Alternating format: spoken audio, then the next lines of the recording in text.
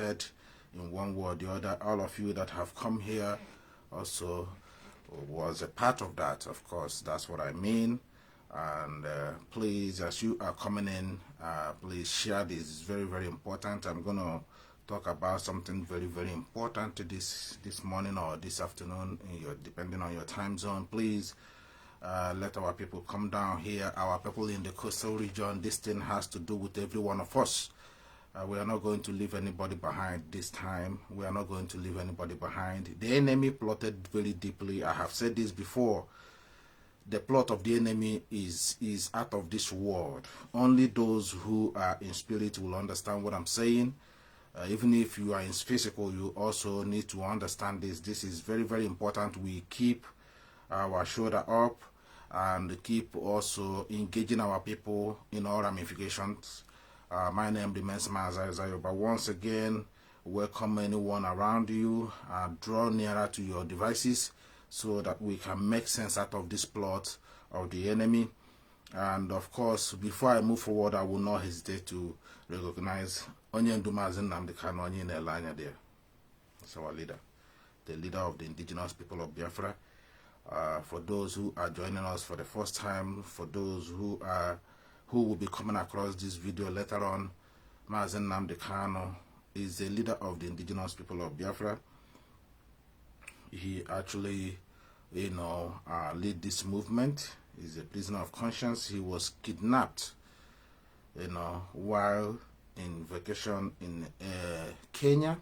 He was kidnapped by the Nigerian state. Nigerian state break all the international laws and their own domestic laws, and invaded another country, kidnap a citizen of British, and then extraordinarily rendition him to Nigeria, and which they took him to court over bogus allegation against him. Mazi Nnamdi Kanu, in the court of Nigerian jurisdiction, competent court if you like, he was discharged and acquitted by the court of competent of Nigerian jurisdiction, and since September last year, and Mazi Nnamdi Kanu has been illegally detained in the Nigerian DSS dungeon, not even in prison. That will tell you how lawless Nigeria is. Mazi Nnamdi Kanu is still being detained illegally, not in prison, but in a confined space that DSS built, or secret police built for themselves. That will tell you how, how bad things are. Even when court have discharged and acquitted this man, they decided not to send him to prison, but they decided to kept him in their own private, confined space. And the world is keeping quiet. He's the leader. That's the man you're looking up there. He has committed no crime known to the law, both on international and the local. Mazi Nnamdi Kanu is a prisoner of conscience. He's not fighting for anybody. He's fighting for his people, the freedom of his people. He requested, a referendum. He asked Nigeria, let us have a referendum.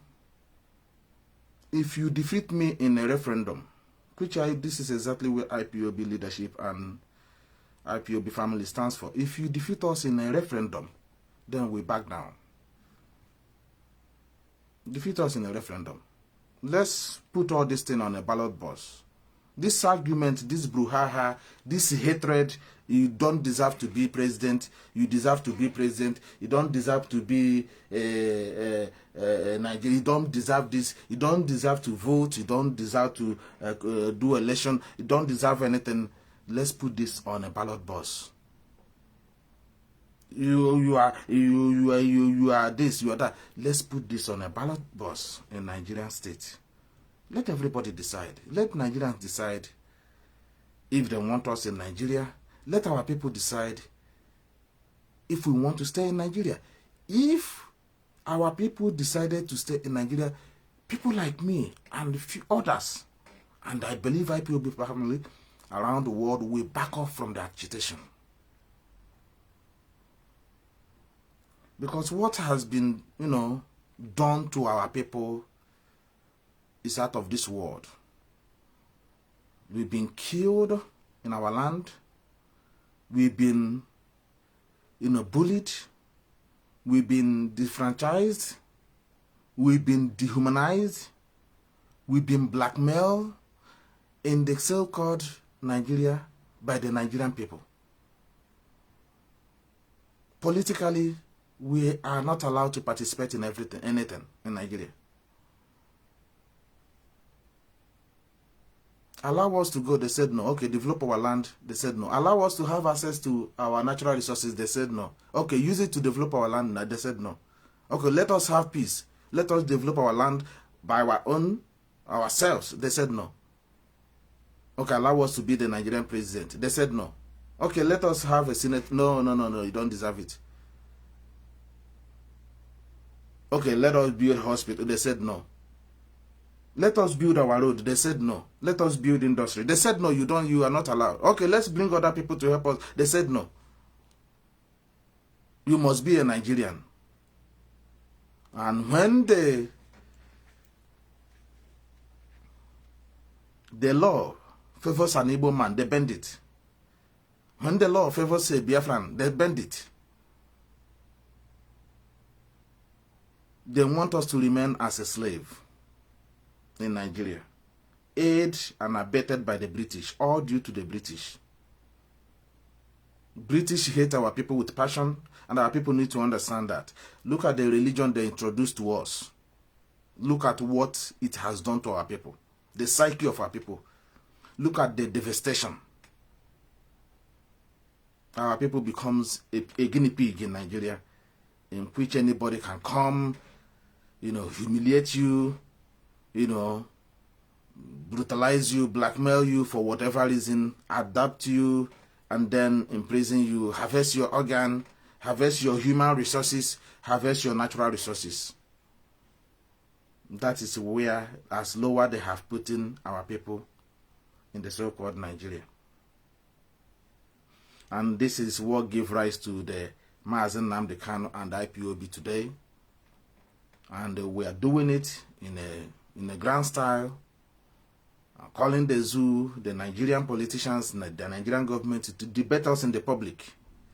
Give our people the reason, or give the people, the world, the reason why we must remain as Nigeria. What will be our benefit?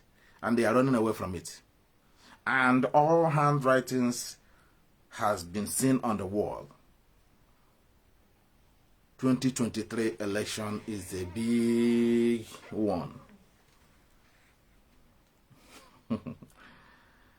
The stroke that break the camel's back.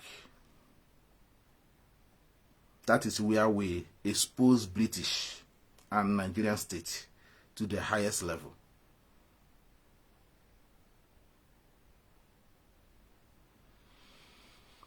And now they are running away from even their own court of law. There is something that happened. Please, as you're coming in and share this, it's very, very important. Let me just I would like you to call in today. I'm going to give enough time. I'm not going to talk too much. I'm going to give a lot, even though that I have a lot of things to say, a lot of things that I to say, but I must please,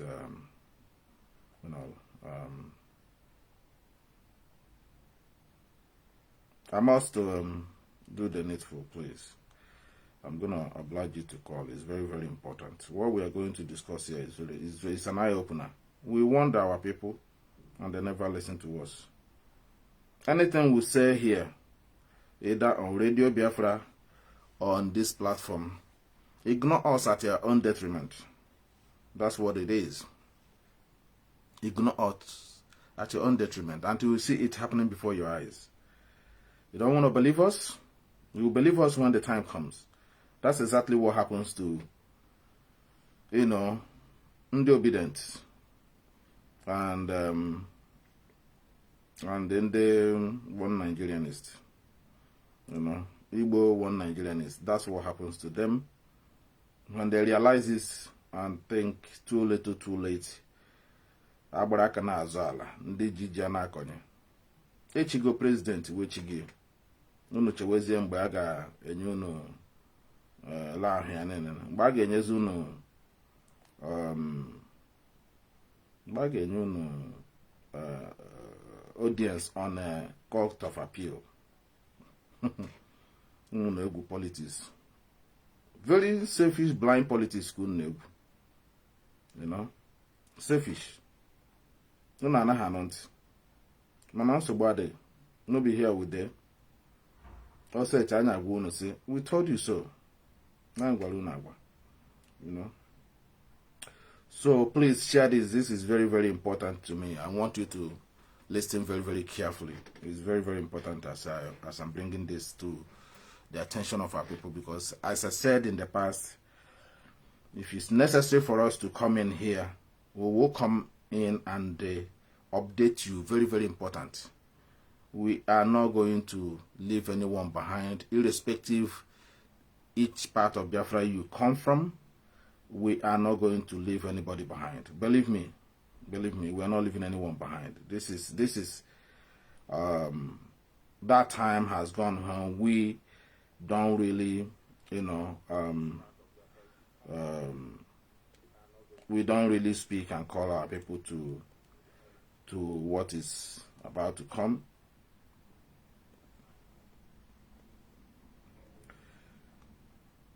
So just 1 second.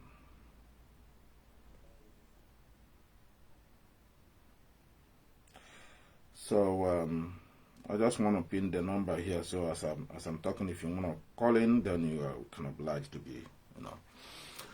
Now, so this is what I'm talking about. So what is happening back home now is very, very important that we draw the attention of our people to keep an eye. The British have come with their evil plan, and our people are falling for their trick. Our people are falling for their trick again. And this time around, they decided to bring what they call visa, what they call it, visa application office in Enugu State. These people are plotting. You know, the last time I was here, I told you that the plot against Ndigbo has gone, you know, into the It's very sad that our people are still sleeping. British never like you. We are letting our people know. It started from 1945. In fact, before 1945, is it 1908? Yeah, is that 1908 or thereabout? When they start killing our people. What about women protesters? 1929. British commanded their army to shoot our women, our mothers, down like a bird because they were protesting about the same plot, the same thing in today, the same disenfranchisement. Anybody telling you that a British are going to be your friend, you are dreaming. You're dreaming. Harold Wilson said that the death of 500,000 Biafrans will not change their policy with Nigeria against Biafrans. It's unfortunate. At least P2B have tested it. I keep repeating this. P2B have tested it. I asked this question the last time I was here. Did P2B not go to Archbishop of Canterbury? Is Archbishop of Canterbury not a Christian? Did P2B not go there? Is P2B not a Christian? Did P2B not go to number 10 Downing Street? Did the Jagaban go to number 10 Downing Street? Did the Jagaban go to Archbishop of Canterbury to get his mandate? Do you see how they played you? Because unako blind politics. Inako makapagi ihe ige nweta. Una na hayota ha na ekwu maka. But we will continue to expose Britain as long as this life is concerned. We are going to continue to expose them. and to let our people, to engage our people, because the worst thing that happened to us as a race is to allow our people not to have access to history, and nobody talks to them. They came up with the mantra of Igbo Enweze, and our people were carrying it all over the place. Igbo Enweze. And when go like, hey, you make a hand and make a small move. Somebody abeti, yes, now this is what we're saying. As in the Igbo Enweze, how allows Bozubu, without knowing that the enemy can be planted to cause that insurrection or disaffection. Instead of some of them will group say, we are not going to allow this to happen. We are the people. We are the one that will decide what we want. They will immediately, which is what they turn today to autopilot. What is the meaning of autopilot? Go and Google it. Autopilot means people name with sense of belonging, people name with direction, people who are just roaming around like a lost animal. Even in animal world, they don't have autopilot. They have their leader. Go and check buffaloes. Go and watch the Animal Planet. Buffaloes have their leader. Once that one charge, the other ones will follow immediately. Go to the animal world. Watch the lions, the lions and their lioness. Once their leader charge, the other group will follow immediately. Go to the hyenas world.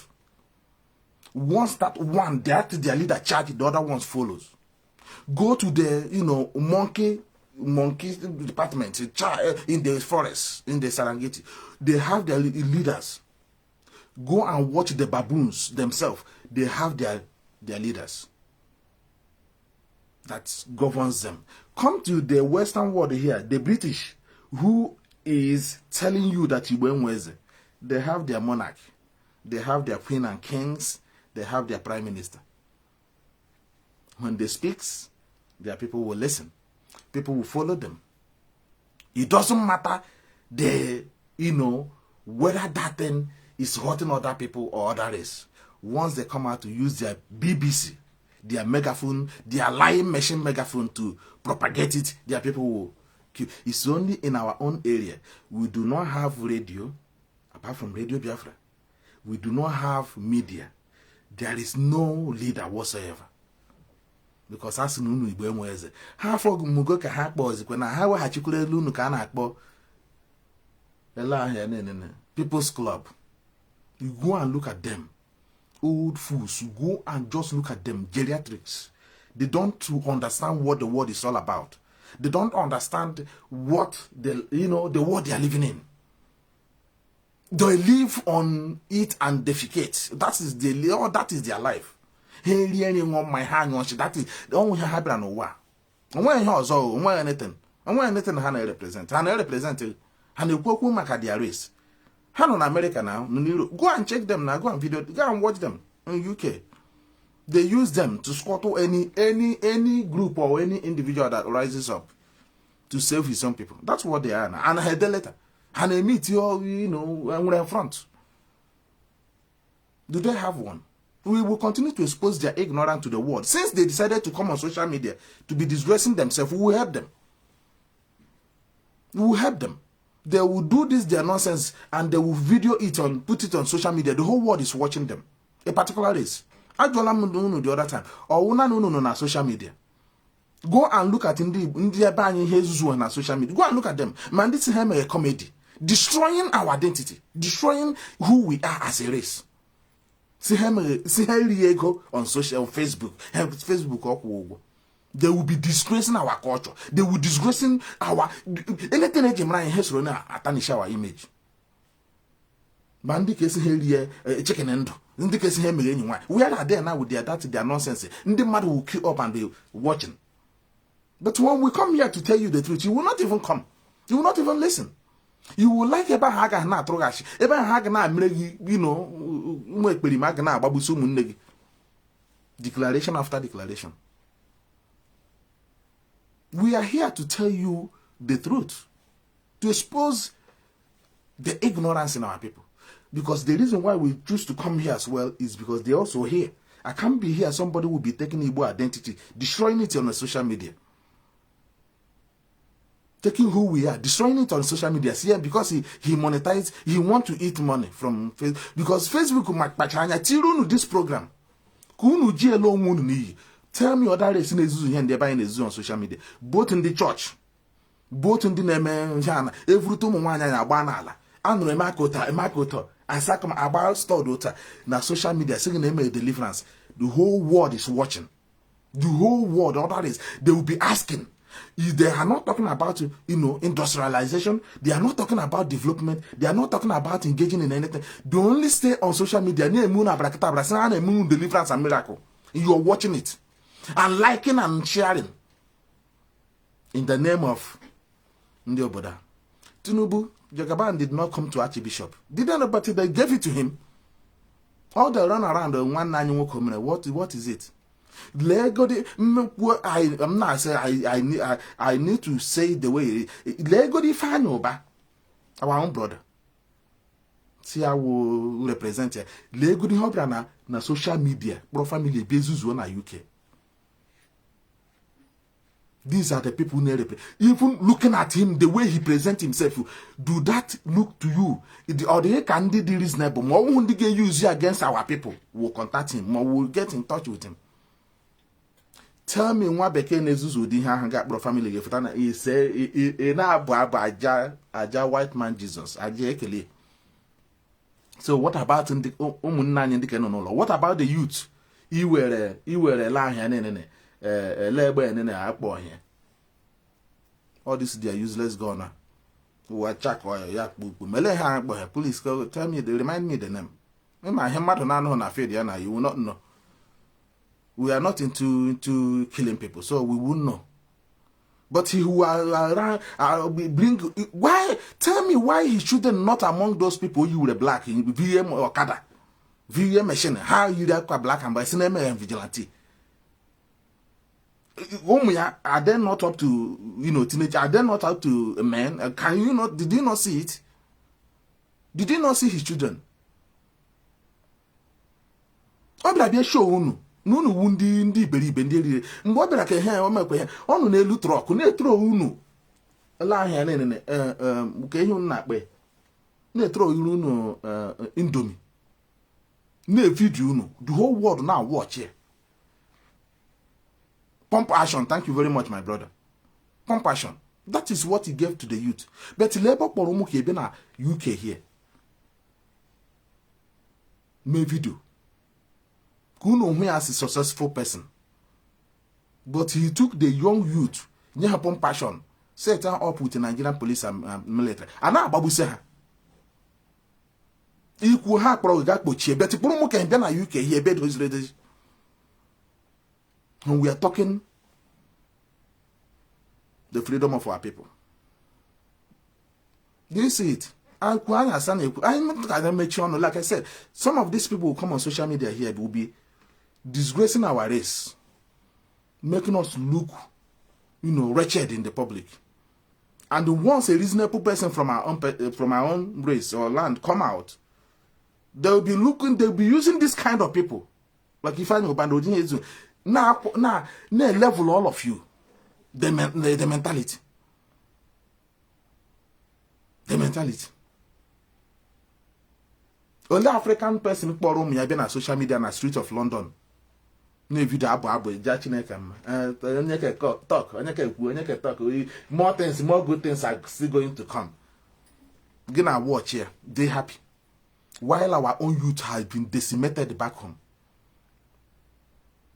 Now British here decided we're telling visa. Now they are not talking about Igbo development. Now it is really a way of to monitor our people more. Hey, what honu embassy? Nenugu. What embassy? No, embassy I deserve anywhere the embassy if at all. They took them to Abuja, took them to Lagos. Then they what zero visa application office. Oh, here what Nenugu. To encourage our youth, not only that, they will dupe you from Anglican Church. They will dupe you from our own resources.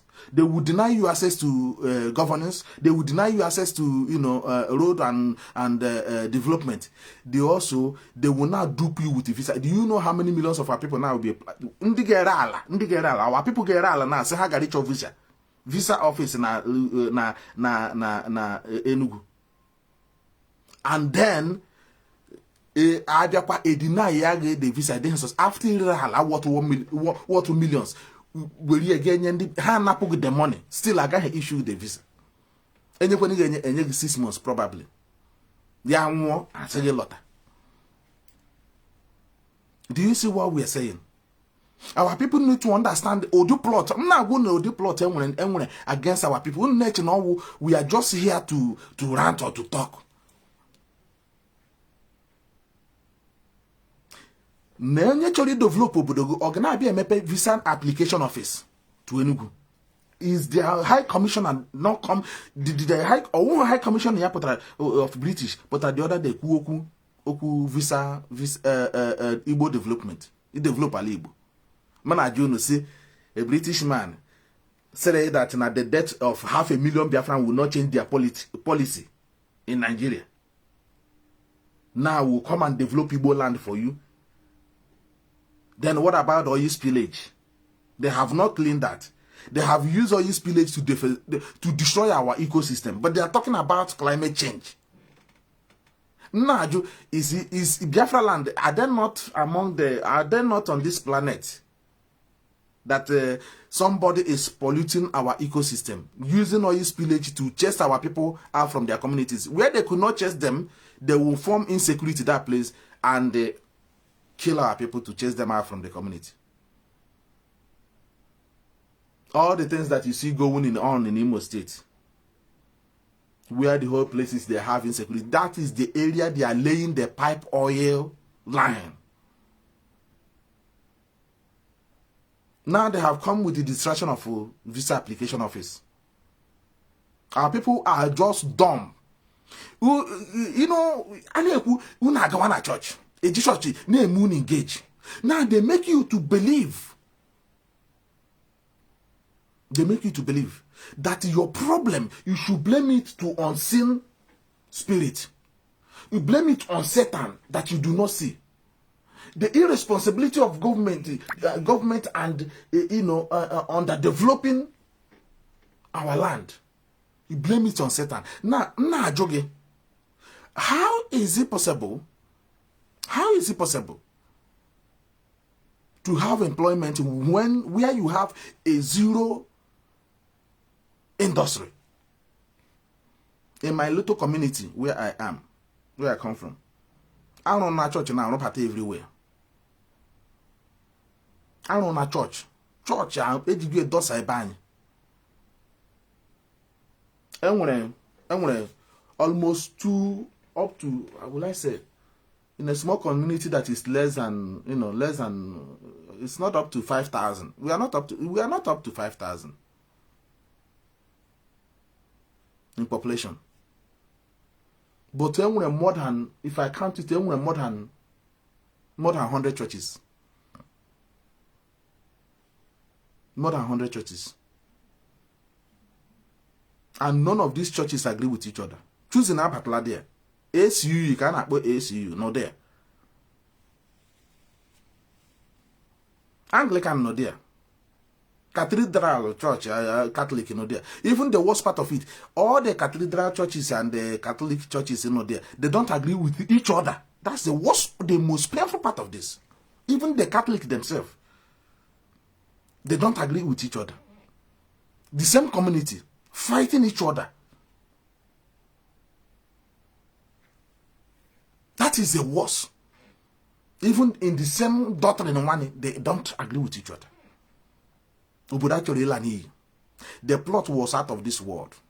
They brought you arm campaign, clean up. I'm sorry campaign. Shell brought it how many years ago? Did you not see it? 3 or 4 years ago. When the IPOB was raging, the Shell immediately start shaking. They started shaking all over the place. They come to social media, they brought I'm sorry campaign over the oil spillage across Biafra land.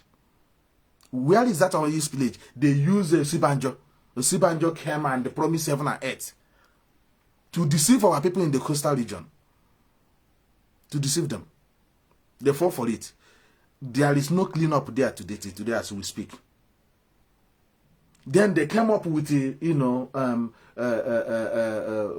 what is it? The Igbo development of Igbo. Today, where is Igbo? Ali Igbo developed. Now, how should learn at that one? Watch up. The same people can akwemeha.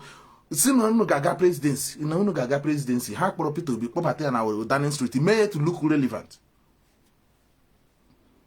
Made it to look relevant. Give him all kinds of hope.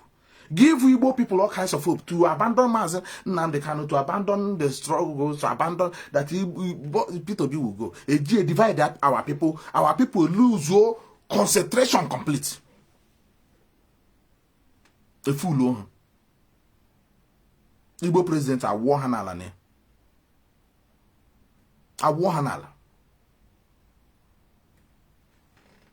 Ha bia with Igbo develop and develop Igbo. Akakra chipuru ndị Igbo ọnụ n'ala na Igbo presidency. Ha bia kwa ozugbo webatara unu ka a na-akpọ Igbo development. Before unu na-ekwule me ya beka ndị ọha na eze ndị Igbo of course na oke so na-abanye na ji apụta ndị ele ha na akpọ ha People's Club ha nzukọ tanation eri nga ha na-agba eri udele na-eri anụ ụmụ ha nzukọ. Say picture. Now Igbo British are coming to develop Igbo land. They're coming to develop it. So stop agitation. Forget about your Igbo presidency now. We have lost. Anya would again the Gabana happen. Only can 1 year work Anna Ezuri here, Yanagana, Abuja Geko, Merunu Makwanda. Now forget is here now we have okay. I can't back any sort of development, or building school, or building hospital, or any sort. Actually, can what happen now? Lessons has in a no visa application. Every bupala again. Now with a visa application. So no gamma wambra. No one will say that now was a visa application. Now the youth can have access to go to UK. Do you see how they're dribbling? But Mazi Nnamdi Kanu, a British citizen, Kanu in detention.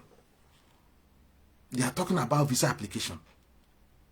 Now, did Mazi Nnamdi Kanu not use visa go to the same UK?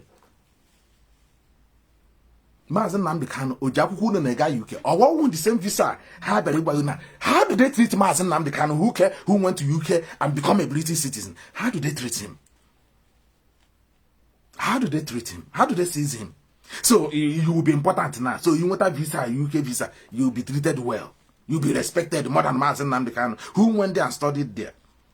And contributed to also to their economy. He worked and paid tax there. How do they treat him? What makes you think that they will treat you better? What makes you think that the visa application office they brought to you in Enugu, after they have promised you the development alib, after they have promised you Igbo presidency, they use it to sabotage, to destroy and distract our people from the reality. I told you that na sense of belonging. Na plot to destroy Alibo, to annihilate. He had to remove a bloodbath. Deal with IPOB and Biafra once and for all. And the IPOB leadership averted it. That is what the British want. IPOB and the Nnamdi Kanu and Biafra, this Biafra issue, they wanted to have to rescue once and for all on 2023 election. Igbo presidency. That they wanted to use it to destroy Alibo. They didn't know that the IPOB leadership are very intelligent and smart. They didn't know. It was a heavy plot to overrun Igbo land, to overrun Biafra land, from coastal region to upland. It was a dirty plot. IPOB leadership in their intelligence and wiseness, they averted it. They averted it. They brought Peter B. They want to make it that youth,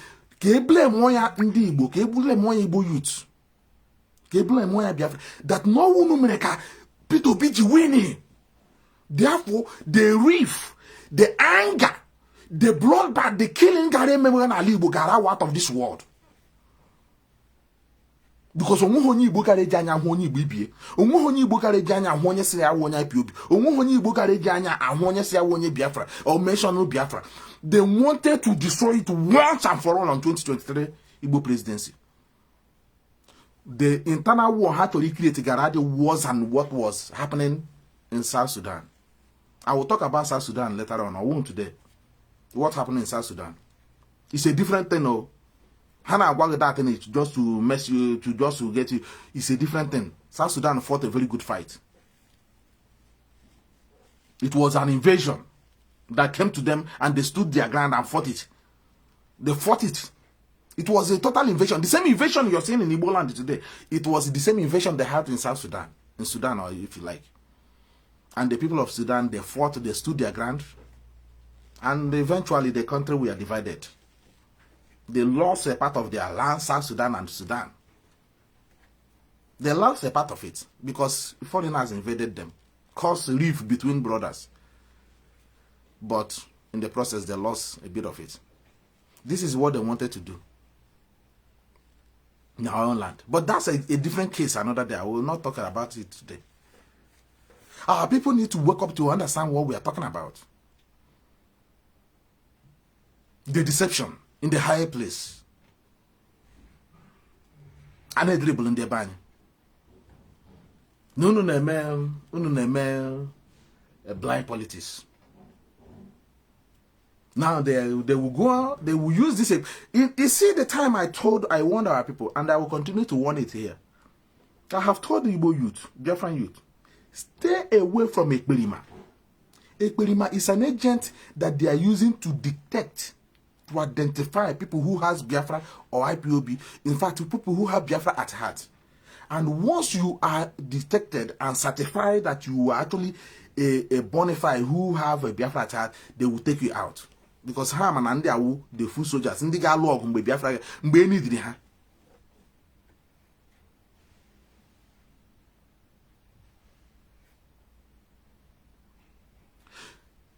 the time comes, we will give you a date for referendum.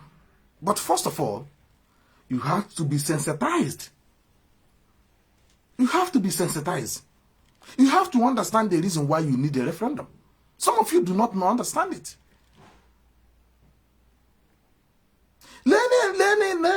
Learning 2023 now. Look at what they did to you. Immediately, Nnamdi Kanu, who is also the leader of this struggle, who have spent 10 good years sensitizing and getting our people to understand the danger that is coming. Just 2020 presidency 2023. I heard you fool.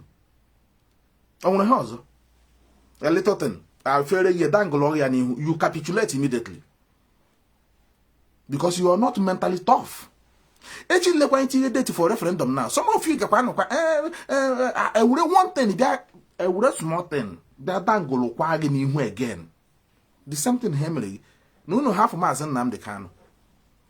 No half agitation. Now Igbo presidency. Hey, Mechapuno Kanu. Now Peter B. Banye. He will bring Mazi Nnamdi Kanu out. Nnamdi Kanu, who court have discharged and acquitted. Instead all of you to stand on the justice, what court have professed.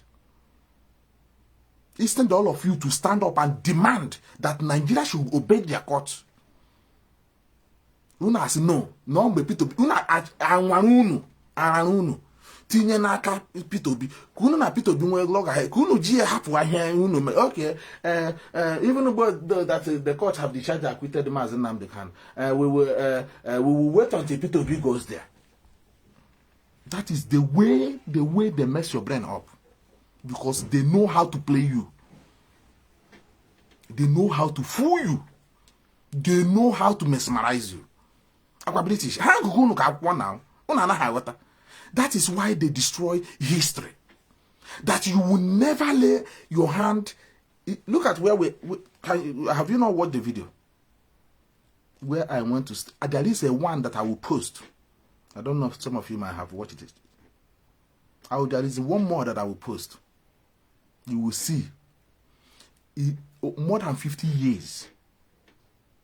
Other people are the one opening the warehouse of information to educate us, to let us know what happens to us as a race. They waited for our people to regroup. Biafra was living Biafra was alive for 8 years after the war. 8 years. Somebody we are still answering and representing Biafra as a country. You capitulate, our people left it, abandoned it. The same nonsense they play, you know, with the presidency and politics. Nnamdi Kanu is talking about Biafra. We are very close to it. He kidnap or we Igbo presidency nyegi. Season all Igbo presidency and get popular Nnamdi Kanu. Ye play full in the process. Obanyana. The Igbo presidency nyere here. A popular Nnamdi Kanu. Who is the fool now? Who is the fool? Because he don't know. Ndị amaka eche ji nwa mkpa na anata gị. Nwa ndị ebe anyị na-akpa eji nwa mkpa anata nne. Oh here ka eji na-eme gị. Once he made one good advancement, it's only the leadership. That is why they want you to demonize IPOB structure and leadership. Get you to blame them. Get you to demonize them. Get you to call them criminals. Get you, our people, to detest the leadership. While in the process, in the other hands, they are the one that kidnapped him. GGA, court has here, leave this man, he has committed no crime. They are still holding him, but now taking IPOB leadership. They demonize it. Why demonize your own? They told you not even, they told you to go and demonize your leadership. The structure who have been in this struggle for over 10 years plus, who have worked with Mazi and Nnamdi Kanu. They ask you to go and demonize it. Go and call them criminals. Go and call them stupid DOS. Go and call them this one. Go and call them. The only organization that has stand firm in defense of our people for 10 years. In the very first time after the Biafran war, after it came Bodu. Look at where in faraway Europe, people are calling us. It is the work of IPOB, led by Mazi and Nnamdi Kanu. People are letting us into their house, into their warehouse, to give us the history of our own people, which you have never ever gotten this from our people back home, Ohanes and Igbo and the so-called People's Club. Look at them, shameless animals, shameless. And where he here and Andwa, go and look at them. Look at it, just sit down. They are kind of like this. Ne le hanya na camera. People are ne na. They are killing them. They defranchise them on in all ramification. They are doing People's Club. Each how will ever like a region abroad. When their own people have been killed, people who are cultivating the yam, who are producing the yam, here, farm, they are not doing anything. They are not doing anything in support. It is IPOB that is working hard to protect farmers. Na kofta jie, umu ilani ye no na labeke neri. Ichoro ka wure nwa yo no agwon nwa nyoku. Aga na agwon Igbo okwu tola m ji chọ ya. But him na aga am accept. Onye ozibia Igbo esrom. Onye na awuho onye Igbo esrom na condemn ndo mba aga me. Okay, we between us now. Or to tell you how rooted them did na our own race. Muna ga na akodo onu here. Aso nwafo. But onye ozo be tiri anya onu here. Ma anya masị na ka anyị park go di here. Akwa ihuru onye odiko choro ka ogu na o choro ka because he choro ka ona distract na ọ na abụrụ na ihe ni line nwere na. Ọ he British name. Ọ he British name. Unu use one Henry 20 understand the plot. Now, do you know why I put this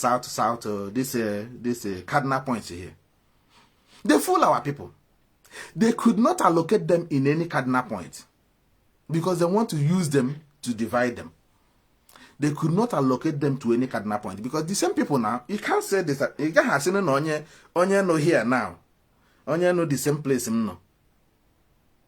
Imagine now somebody no in the same country I'm no now. The same position, the same location. I na one county. Eh? He decided that instead of you to tell the world that this person are the same people, but they are the same in the same county, he now say no. Now onye can know the same place with me. No na south to south. Or onye can know the same east. No na south to south. But we are in the same east. So why don't you say, okay, now these people here belong, how was South? Because the people in there describe in a real logical point, geographical point, in a real logical geographical point, they are in the east.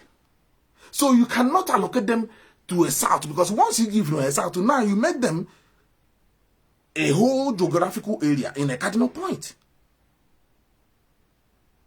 So basically, what they did was to also take you, letting them east, where to want to southeast. Look at this thing I'm put here. They bring them to southeast. So they did not even want to refer you as east. So they make you look small in the east. Why in the same east? Look at the position where they put southeast. Iga south, no there. It's not far from the south. They put you in a small place where they call south. Southeast. In the same southeast, control off. And when he came on the same southeast, he push you to a place south to south. Now in a cardinal point. Do you see how they destroy you? Because they know that you are the same people. They throw you, they give you a distance of south to south, like you don't exist. Which does not exist in actual fact. This is the work of British. Today, at the face of adversary, in all odds, he denied Igbo man the presidency after election. After on a grand style winning election, the whole world confirms it. All foreign observers confirmed it. Because they did it. Ihe plot ru ha niile ka eji escort Biafra struggle and Mazi Nnamdi Kanu. Eji distract you for completely whole 6 months and 1 year. Actually blame more in order to drag you out. I say now even the court have decided and acquitted this guy. I say now Peter be banyezie. No naga free Nnamdi Kanu. When court have decided and acquitted, ask them the same nonsense I had playing in the south to south. Not to make you to align with your own brother. Now you see an Igbo man who is in Obibo, I see none on a south to south. And now if you the next program I will do, I will bring the map of Biafra. You see where Imo State is, and you see where river where they called River State, and where they called Cross River. The same people fool you to the extent even in the same they could not allocate you with your name. Behind the Kumaka British here. Go visa application, all this thing, office. Developing a Igbo. All this brouhaha, giving you Igbo presidents, none of these things have been fulfilled. Not even one. I can agree below with you today. And you are still foolishly attacking IPOB leadership, foolishly not supporting Biafra. This is what we're saying. This is what we are talking about. They gave you this, they brought you the same nonsense here. Use what they so-called South-South. Now, the same people in the South-South, they call you, they could not allocate you with your name. They call you Rivers, which does not exist. The name Rivers is nobody's name. Rivers is nobody's name. They first of all call you Port Harcourt. Port Harcourt, who a name of a British soldier who rape and kidnap children. They did not call you by your name. They called the name of their worst criminal ever. The same way they call Douglas Street in Owerri. Douglas slaughtered him beside people. Go and check the history. As a history. Before we come out here to talk, we launch investigation and researches. We don't just come and talk because we want to talk. Douglas slaughtered. The Douglas killing him beside people is the mantra that you saw that plays after they called if you na Imo State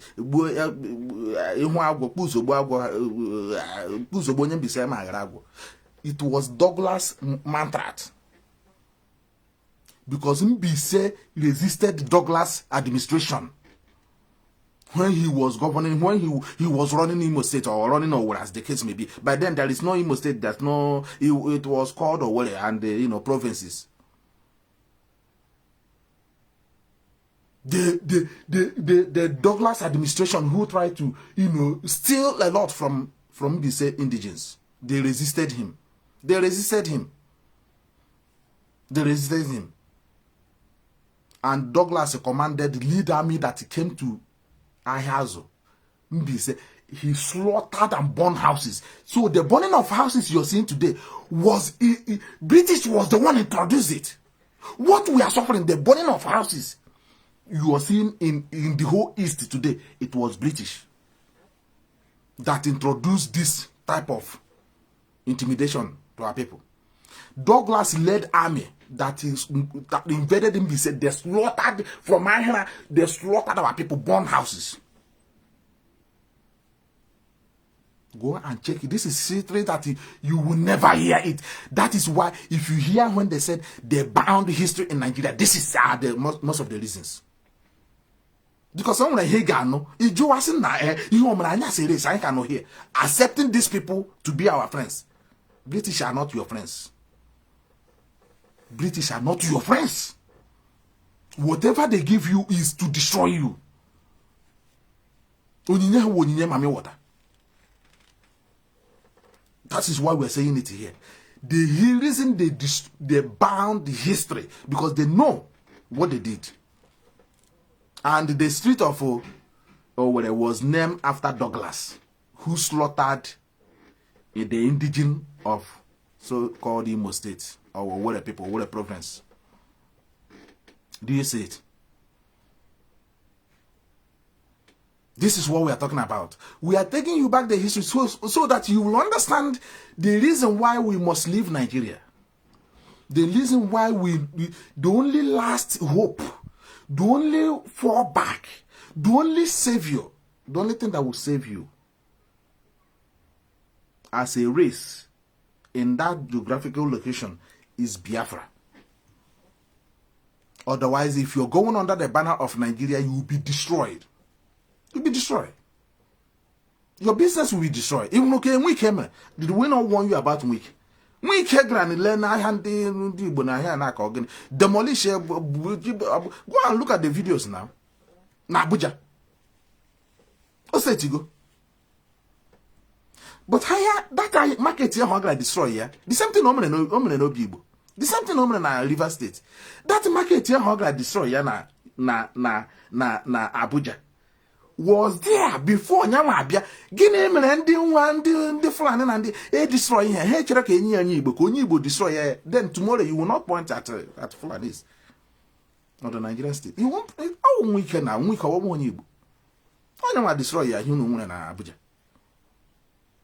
You actually last year no one Dibo many. Not on Buhari Patronage. You know, question and one ministerial's appointment in your room. Or say, what about Martin Lechi? What about you become it? Is it rather than an Igbo man? But in there, I want to say how Igbo man. Buhari came on a national television saying, is Martin Lechi not an Igbo man?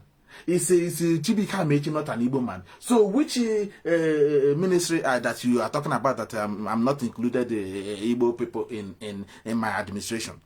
Buhari was telling you, firing you as an Igbo man, and an idiot in the coastal region of Biafra land who speaks Igbo, who eat the same food that I eat, who has 4 market days at the same time, name the same, culture the same, everything is the same. He said that you're not a Biafran, you're not an Igbo man. But Hanaza United Kingdom. Naza United Kingdom. You bought a ticket to put on my head there like if I know by me. Yeah, thank you, Jesus. But your own has you know. You can't answer Igbo. So you're telling me somebody who know Igbo. It's not an Igbo man, none na rivers. Do you see it? They cannot even allow you to answer your name. Name na rivers. The other brothers has no who cross river. No who cross river. What is your name? Cross river. Then go and look at where Ebonyi is. Look at where Abia is. Look at where you see that these people are in the same location. But they call them South. Go and look at where Abia is. Go and look where Ebonyi is. Go and look where Imo State is. But they are calling those ones, our mama, no na Imo State, the other side, Akwa South.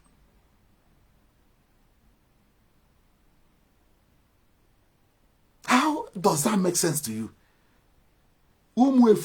Politicians now say school will not know the difference. Go and look at the map, and if you cannot read, go get the map. It will explain things to you. Do you see why they don't even in Nigeria you don't even learn about map? They don't let you to study map, geographies, because you will learn from there. You will ask questions. This is what we're saying.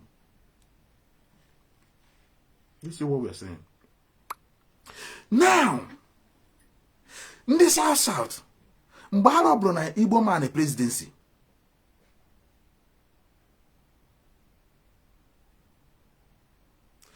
Mbaro Igbo man presidency. To make the other ones inclusive, na Heso and the Emre. But how am I that the enemy knows that you're one people? You are in the same location, geographical location. Go and Google and search the Ibibio people. They will tell you. Go and ask Google and ask. I say soon never can produce. Can how much you can produce? How can go that na Ibibio people and the Kalaba Akwa Ibom. They are the same people. They're the same people. They are relatives. The same people, the same blood. But how on a south. I ga no na Abia State, onye no na Akwa Ibom oku ya azaghị. The same people. The same 4 market days. The same dressing, the same appearance, everything the same. Somebody who answers the United Kingdom, even with their differences. The other day, I had to meet somebody who is from Wales in United Kingdom. And when I was talking with this group of ladies, they were on holidays here. They were on holidays. I was talking with them.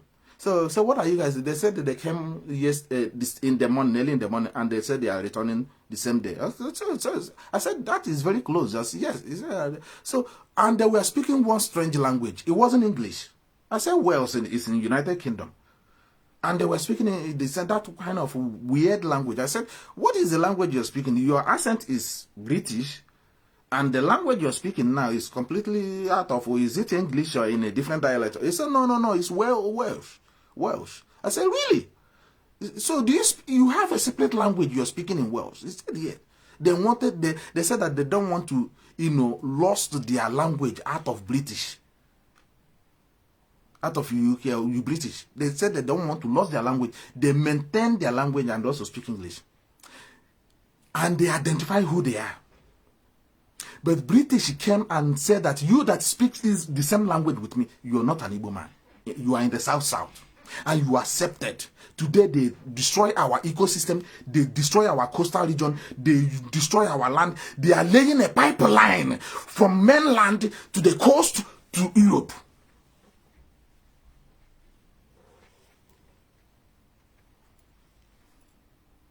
And because they know the oil is not coming from your mainland, from the coast. They know the oil is not coming from there. They have to employ somebody from the coastal region of Biafra to protect the pipeline from the mainland crossing the coastal region, and be paying them heavily. Do you see how they played you? Because you cannot be dying to protect what does not belong to you. Or what belongs to you, sorry. What belongs to you. You can't say, again, subconscious, so I'm protecting oil pipeline for people to be benefiting. And my community are not benefiting in it. Sometimes you will have a bit of thinking. Even despite how stupid you will somehow think. But do you see why they don't have remorse when they are protecting and guiding the pipeline and oil gas pipeline that pass through their community? is because they are not the one that owns it. So they are using that money to bribe them to protect oil pipeline that come from the mainland, and then the nozzle was stationed in the coast where the ship would dock and take it. They even make some of our people to believe that Igbo land was landlocked. Instead of dredging our rivers, heavy rivers, and our, you know, they to collect that oil. Do you see how they played? Because if they dredge our rivers, these are heavy Obalu rivers and River Nigers, now the oil will be identified where it's coming from. Do you see it? The oil will be identified who owns it and where it's coming from. Because of that, they don't want to make use of our rivers, which even they used during the colonial masters. Now they make it look like it's coming from the coastal region. They tell you to believe that Igbo land is a landlocked. It's only now that our people are making researches and going across the Igbo land and exposing that Igbo land is not a landlocked. Look at the mighty ocean covers the Ebonyi state, Ebonyi. Look at Imo River. Look at Obaru River. All these things are access to oceans that you can use to, take oil if you want to take oil. But what I'm asking British, what is the problem you having to deal with our people, to deal with my community, and have a clean business transaction as you were doing when you came in the first place? But they didn't. They don't want to do it. They now went and pay our own brothers in the coastal region to protect this oil that is coming from mainland. Anybody from mainland that comes across here, kill him. Tell him that you're not one of them. And they are doing it. And they are killing our people. They send Asare Dokobo to send boys to come to Imo State and kill the youths. And Asare Dokobo came in the open and said that I was sending boys, armed people to unknown government to go and kill people in the east. To go and kill people in the same east in Yawan. But how about their south? They don't want to allocate our people to the east. They call it southeast to make you look small in the cardinal point. Then they come where the same people who are also, they located the southeast, they call them south. That does not belong to any cardinal point. Do you see it? They fool them. They play them. They fool them. And this is why we are coming here on social media. Since our people are so stupid, having a social media here,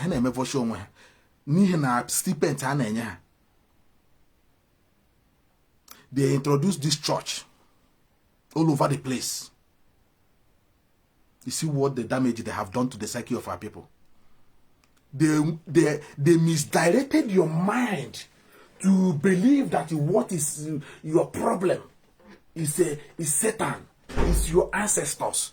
They demonize you against even your own ancestors, your own fathers and mothers. The same way they got our people in the coastal region to denounce their identity from mainland. Somebody who is answering to Emeka, we call it Iwike, Nwaike, Yasini Awu, also a people. But in Behi Kebra, Yago Enyende Ben and the Ibafia non by force. Yasupe. Yasupe is both because it doesn't have any other language now. Ya babata. Mboso to na River State here na that River here na e probably be zendo na Ebonyi State. Na ke David Umai. That's where we kebra be zendo. Ogakuru nde Fulani. But you are telling me for somebody from the coastal region will be there watching how the Fulani man saying that their brother, there's no different from a Fulani man in Mali, in Niger, in Chad, in Egypt. He's working hard to bring them under one fold in Nigeria, so they will have a place. Relatively, any South Fulani man in the Niger, in the Chad, does not see himself different. He's also see himself as a Fulani in Nigeria, and he's also speak Bayasan. And our own brother, somebody is telling you Fulani from Chad can have access to Fulani in Nigeria. There's no difference. They don't see themselves difference. They reward them with the same ones that they have in Nigeria. Any Fulani man from Chad, from Niger, from Mauritania, from Sudan, once you in Nigeria, insurance is covering you. But the same Fulani man is telling you, you were south, that you shouldn't support Biafra. But a Fulani in Nigeria should support, or in Chad should support a Fulani in Nigeria. Who is the fool? Who is the fool? You that call yourself South.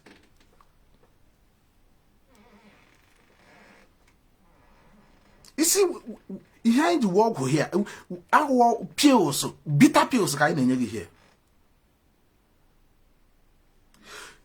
Now, I told you, when they used Peter B to scuttle IPOB and the Mazi Nnamdi Kanu, KJ kidnap Mazi Nnamdi Kanu to fool the fools. I have put here go no so we. Emechala everything na kwa by everything emechala wonyo. Kebe Peter B no, kebe Mazi Nnamdi Kanu, kebe Igbo presidency no. Do you know what they did? To make the other ones to make they belong to, you know, they are not Sasa, they are not Ndibo, they are not Biafrans, they are not from the East. To make them to believe that they are not from the East, you know, that we have dealt with the Igbos, the Southeast, we have dealt with them. They make them that you know, you're not Igbo, you know you're South. Yeah, has you know you're not Igbo, so you don't ever identify with yourself with Igbo people or the Biafrans. Those ones they want to make Biafra restoration as Igbo thing. They want to say it's an Igbo agitation, not South. They give them South.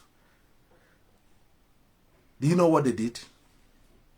How many of you can remember? Muno, student of history, Muno here, but do you know what they did to South?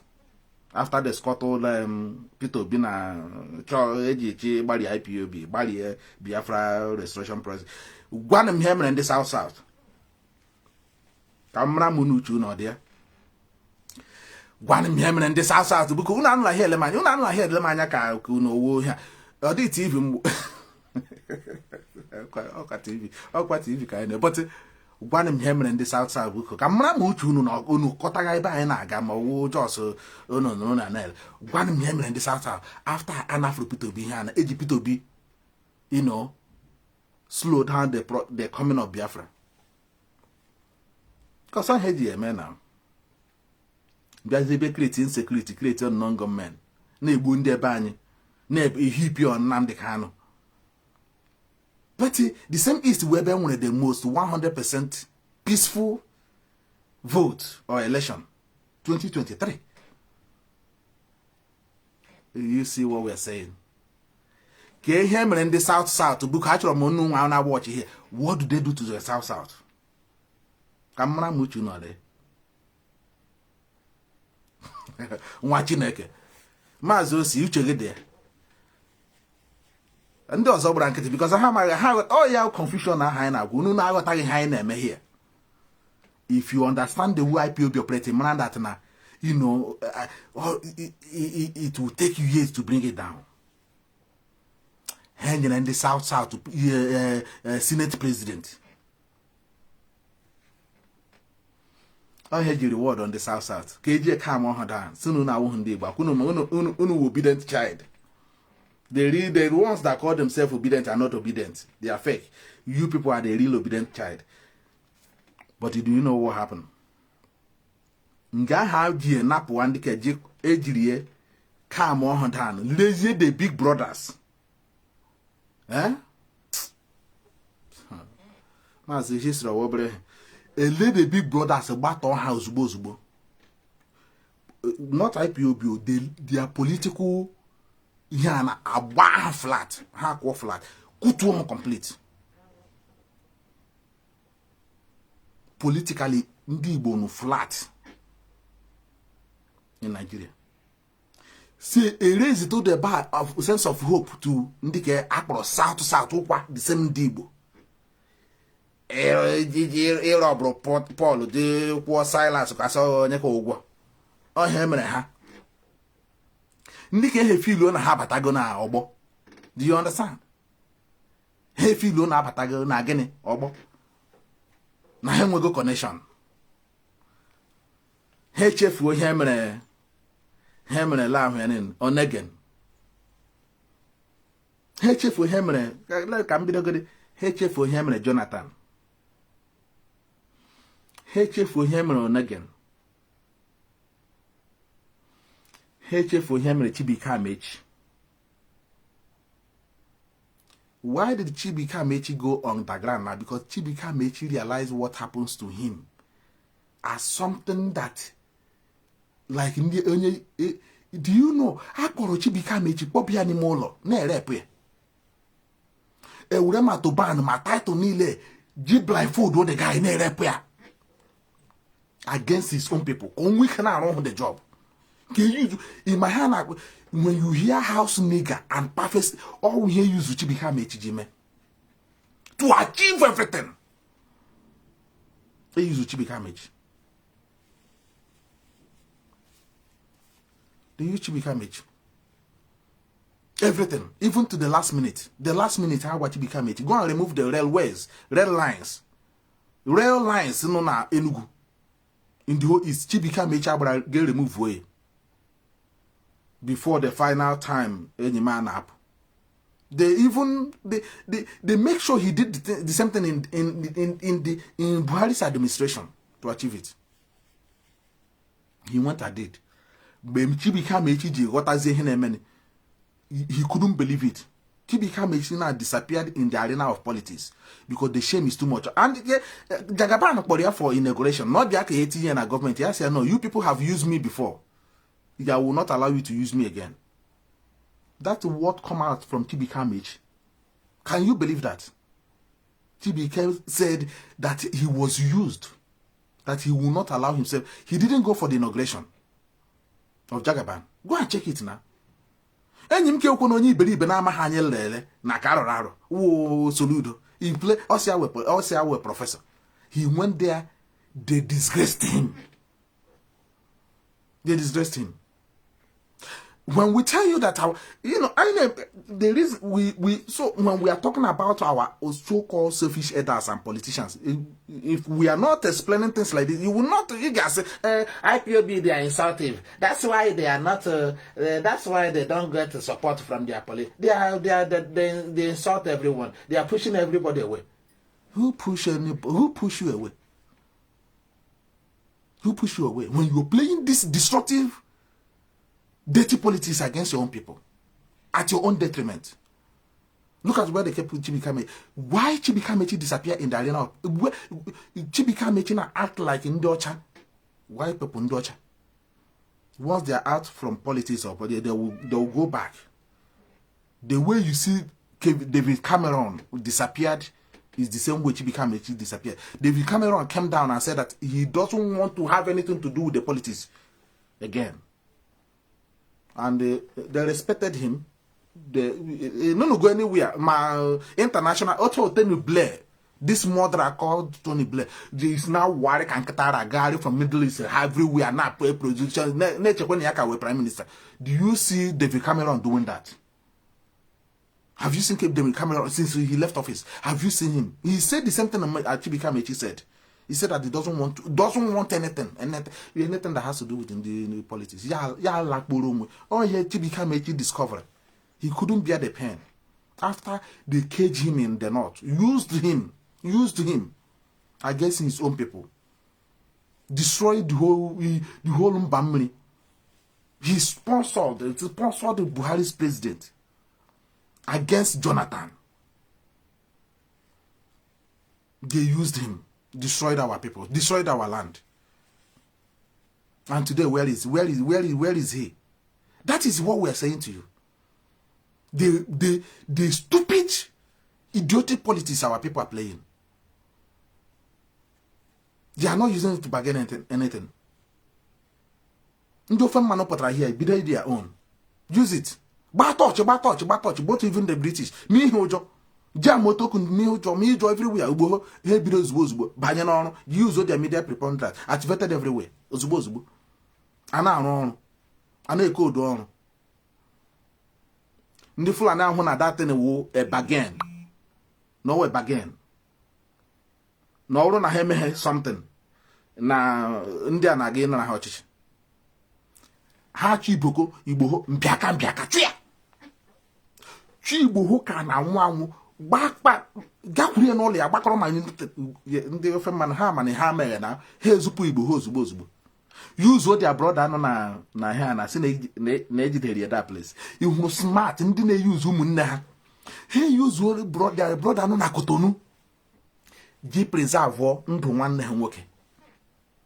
Despite Igbo enweghị ji ọfụtara sụọ Queen English, an idiot pụtara na-ekwu the reason ye ji na ha support IPOB na some members of the IPOB leadership they don't speak Queen English, but he speaks Fulani's English now. Fulani na-erule achịcha nnama. No matter the age now, look at unu nwanụ n'ụlọ na unu ahụ age ndị a na-achị nnama na he rute their youth age now, they become your president. And the fools will be kissing their ass, licking their ass. Na abraham dubu. This is what we're saying. Ndị abage na their own ozugbo Igbo. He were their clever way shaku politics. We don't want them to save because they will that is the way they have to make it now to look like na Henry arrest now. Because the ndo from mano makwa na Igbo hobala Europe na enwekwara ike igbu that place ma he mere rendition emro nyendo. Do you see it? Ndo ndị ma he ke shaku politics. Do you see it? Do you see it? On agbawa obi. Sometimes on agbawa obi. On ewute sometimes. I ask why get the nyanya body now to be you know, can I say one day any sense of recollecting? They don't understand anything. They don't understand it. These people, they can do them also. You see them roaming about like animals. You see them doing their people's club. You see them doing their regional side. You see these people as a people who have no sense of direction. Autopilot. They don't know where they are going. Igbo they play. Ndị ofe man play the fastest smart here na. Were you know bene were kpọrọ nwanne ha nwoke save your life here. Mgbe ndị actually ambịaka because amara na anyone na Igbo na the zoo they na ha ga track ya down. Ha ji power now. Ha ga track ya. The best thing here were their destiny. Warrior. I come to a protest the other day there. Do you know idea? They are protesting against France. So Benin Republic is protesting against France. What happened and dear Bani Ndibona politicians and that the east, south, or to check one where Anagashi cannot fragment while other people are uniting with their own people, using them at their own advantage. They played the politics. Igbo was saved. Here's that there. Because only had a line. No one native Igbo Igbo that na this presidency in Jagaban agare mwish. Do you see it? Ndofe manoma no one native Igbo ho ni hu. Mo wanwuru Igbo ho kpoche ya n'ụlọ na Nigeria state. Na ihe ha na-achọ ha agaghị enweta ya. Head a bogan, Jack and Poppy, a bogan out of the reach of the zoo government. Did you see how big Obasanjo is? You know how big Obasanjo is? The former president of the zoo. He went. Before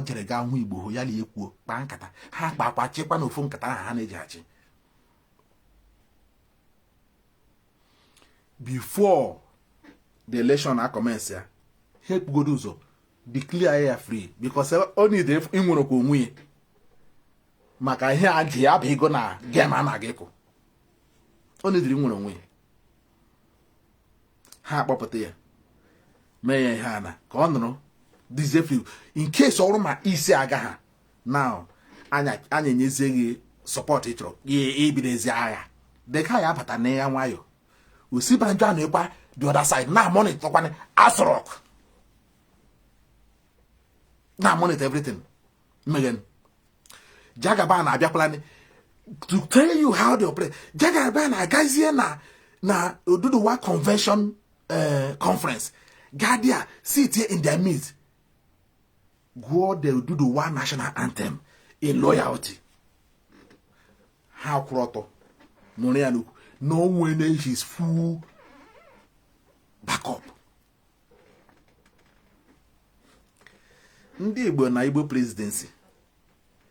Hell like but even when Nigerian court said this man should be has been discharged, he should be Ndi Igbo no kadewe ba. No kadewe no anagun no Peter be banye ofuri. When the Nigerian government and Nigerian court has said no brongo lawa na happily Igbo politicians has no reba. Now the only person they make name important in the whole East, the only person in Merene recognize only Igbo, the only person in only Igbo as ndi Igbo gang up. Sahana ko politics gele nwanne nwoko dechi ndi Igbo ho na ndi ofemana haje ko hofuma je bagene mgbe time ruru ha strike agbam akwuru putobi win election Nigeria se kwuru otonye election akwuru oton nari ahi na broad daylight na unu eji Nnamdi Kanu na unu eji 2023 vote unu eji a lot of lives were lost, properties damaged, Igbo business destroyed, everything destroyed. You peace in where till today you can't wait for the peace. Nnamdi Kanu happy. Unako politics. Do you see what we're saying? Do you see what we're saying? The religion on the other side. Only saying na whoever holding your future, I know you. Ole factory no na Enugu Ezike. Ole factory no near the adoration ground. That all this number of youth now have put there, they will look for job and get it. What is the fate you are giving to them? Now you take the eyes of the youth who's supposed to hold Nigerian government and their government accountable of not having job. You take their attention, see no spring bean, no set and all your ancestors sign. You see, that if you work hard, you eat. There's never a time our ancestors ever said that nigga win miracle money. You have to work also. That is an Igbo adage. They never said, no miracle, you will eat. By miracle, you will eat. By prayer, you will eat. As on your yearly, I can't judge on a button in one hour, Igbo adage. The ancestors of our people never encourage you to believe in spiritual being, no one can solve your problem. The same people, they deny everything. You people, they get you to demonize your own. Demonize yourself. They get you to demonize IPOB and Mazi Nnamdi Kanu. They are getting you to demonize IPOB leadership. Do you see how they fool you? Do you see the problem? Do you see it? Now, our people. Now, look at what happened in Niger. The Nigerian government now, the junta now, they would have taken that guy out. Do you know what the guy is doing? The guy now carries everybody along. One day, Niger. Everything on any plan on so now the people knows where the government stands, knows when the enemy are coming. That is why it's difficult now how Ethiopia the guy. France Agala Ethiopia the guy. But in Ethiopia, when he has a people in his support. Now, this is what they are doing to our own Igbo politicians. They will get our people, Igbo politicians, to create enmity between them and the people. Do you see it? They will get our politicians. Auto hope was of them mad now. Here maybe now he becomes the enemy of the people. Any day they will go for hope was of them now. You will see nobody will come for him. The same thing here, they make Ike to turn against his own people, to suffocate his own people. Lyrical development here, may himself a king of all. Is there anybody talking? I'm running out for him. Now the kind of man of the people, can you not see how everybody, we are still talking about him till now. And the people who are ready to die, and if anything happens to Mazi Nnamdi Kanu, are waiting. On further side, they got their death sentence that if anything happens to Mazi Nnamdi Kanu, Nigeria will burn.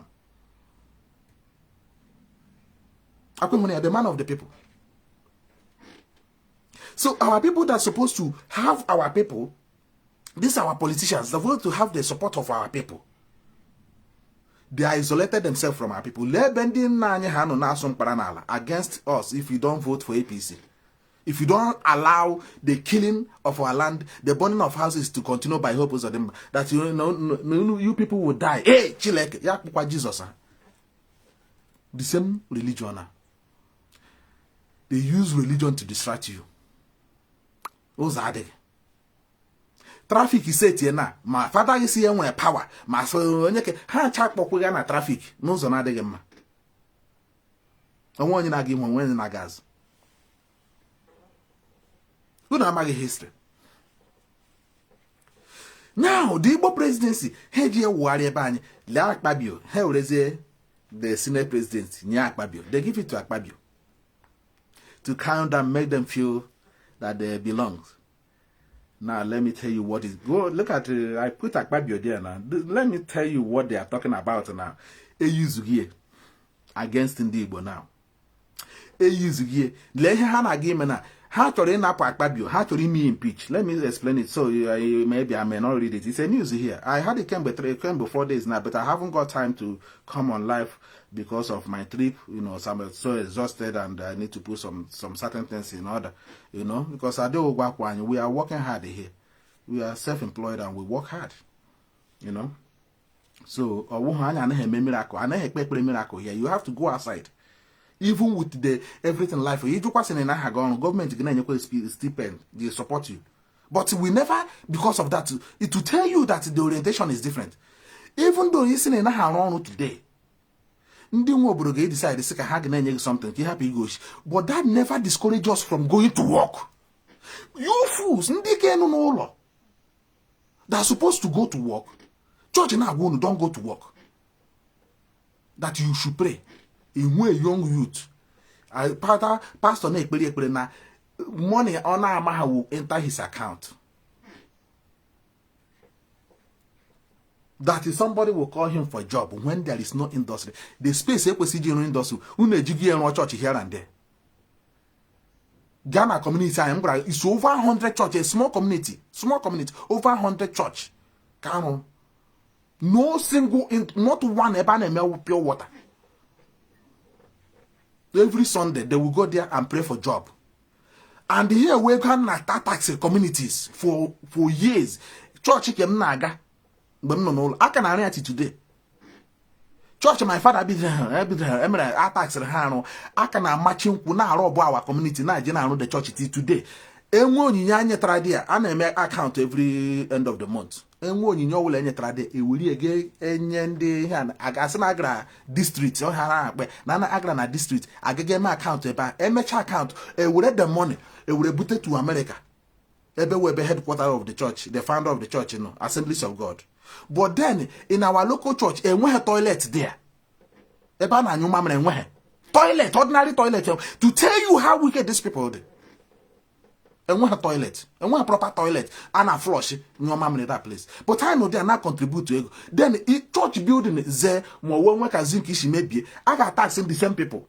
I got a sick with a gun your offering. More way go hag again a mega account on a district to build the church or to beautify the church or to make it look nice or make it look comfortable for people be like they are heat, happy, material hair condition. No, they have to tax the same people again to contribute.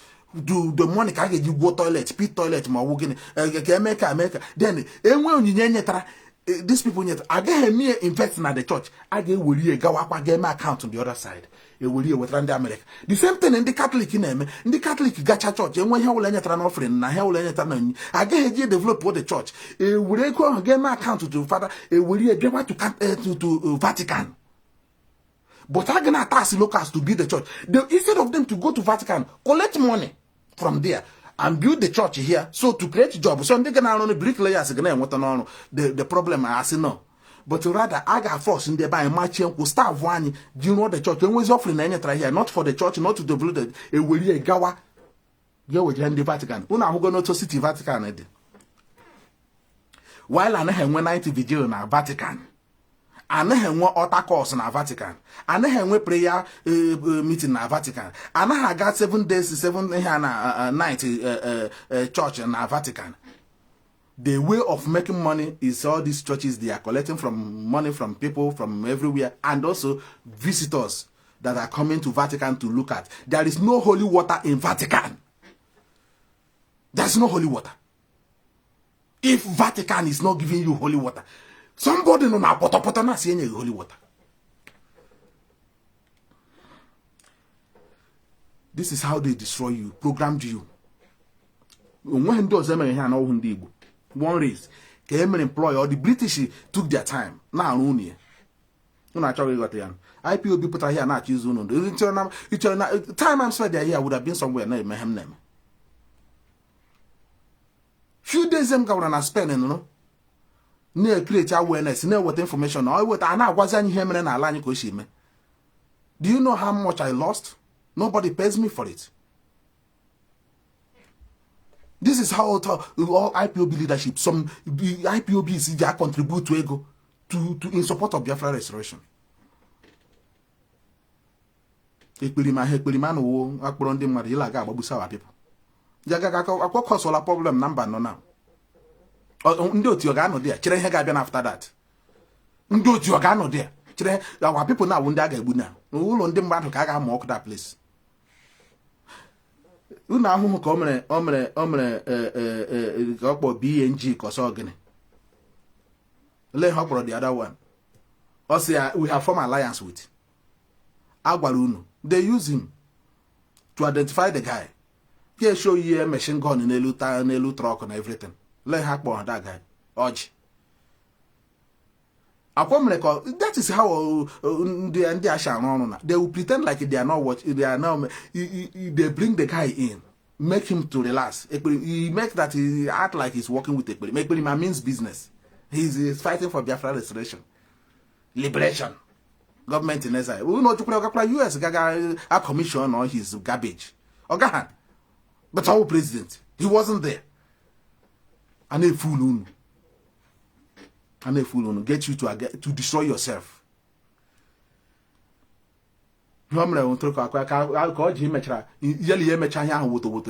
share video, you share location. Oh, make it here until the zoo is located where the guy is camping or wherever has you he make time, take his he takes his time to make sure that the zoo located that guy Oji. And they nailed him.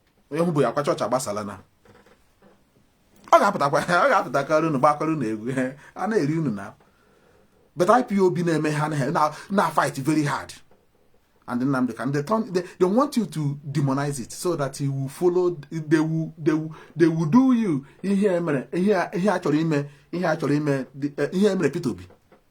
Use way to scuttle in IPOB name and then Nnamdi Kanu. There's at the last minute. How warrior now? Who feel no when hope. I hope. Bam. How was soon? A British now. Una medical na jola jojo. Has na get what the Igbo develop. How will a commissioner be a picture? Small boy now. Neru age my last my youngest sister burdened. The guy after that social media, we are coming to develop Igbo land. We are coming to develop Igbo land. I got 2 months ago now. And when anybody who do any sign of development or any kind of activities, how much popular was this in visa office? So they develop because they develop the youth will get job and you will stay. But rather, how does it be? I don't want to embassy, not consulate, but here what visa application office. Kunu gera alunu. In my heart, already render hopeless and useless. Render completely useless. Kigera alagire community, property, everything in one. Then the Gagaji again has seen an actual visa. At the end of the day, they will say that you did not merit the visa. ego niile he kwere ada na everything na him ele nwanya no ha wo ị gaghị ala bekee ị gaghị Britain ị gaghị kwa n'ebe ịwụsarazie abịazie bịazie wepụtazie politician ga-enye gị ego ka ịrụ ọnụwarị ya tọgri on the street banye kidnap agwa sị na ọ kidnap na ọhịa na-akwụ bush dey pay akwa ha na-agwa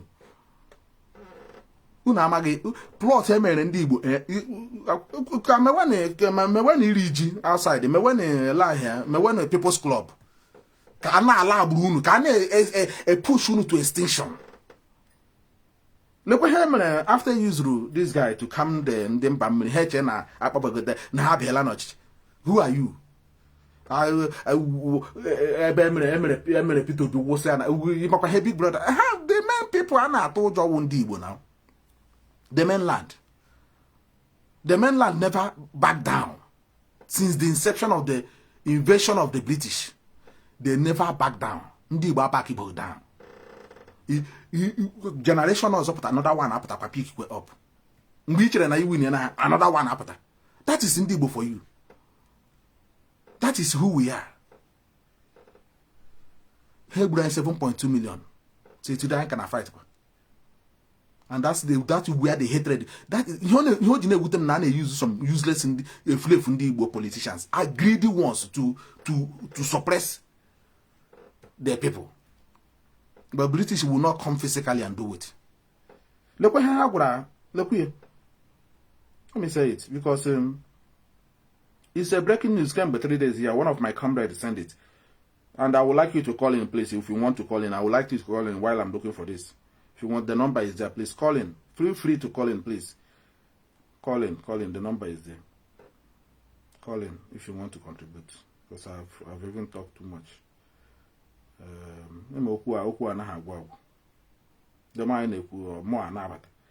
Now, maybe some of you are hungry.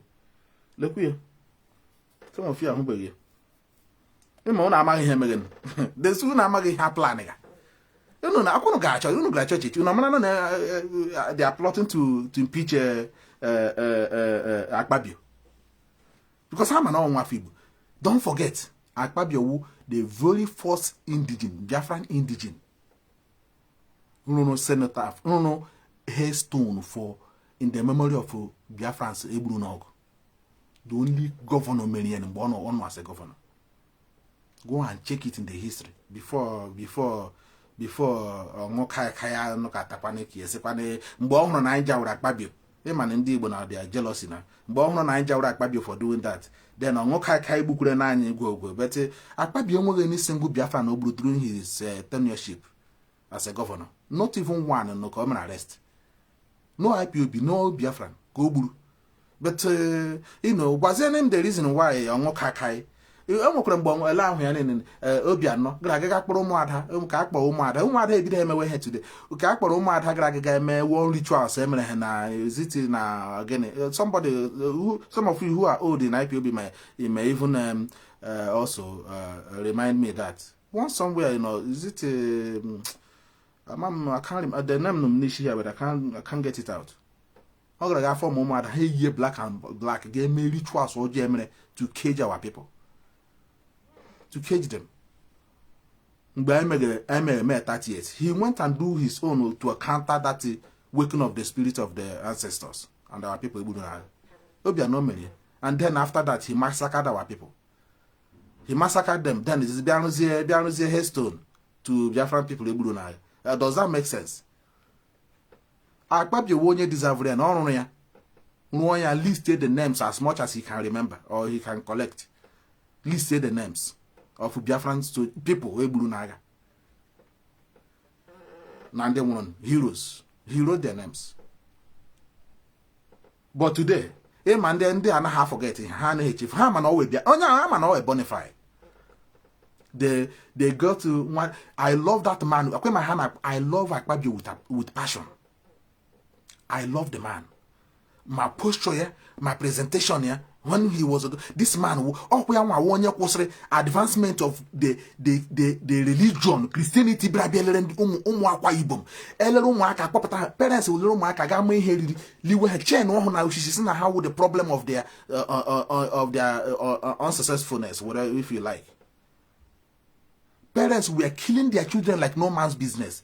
Because pastor and these criminal pastors the parents that the problem of your downfall or not having success in the family, no one. These people, you can imagine where they were brainwashing families. People were bringing their children, tying them on a roof. She's not a witch. Do you feel me? No a witch. It was Akpabio that put a law that if we catch you, demonizing children or blaming them for not having more, making money or not being successful or whatever, that you got 10 years imprisonment on hotel as a law in a go and I will fact each of me will the video here. In the church here, this Christianity is the worst thing that happens to our people. Church. Look here. How do I my hammer? Look here, it's a headline here. I don't know how I will put it. The letters. Look here. It's a headline here. It was published on the 16th of September, 2023. The plotters who are claiming to be fighting for the independence of the legislators are sitting alleged subservience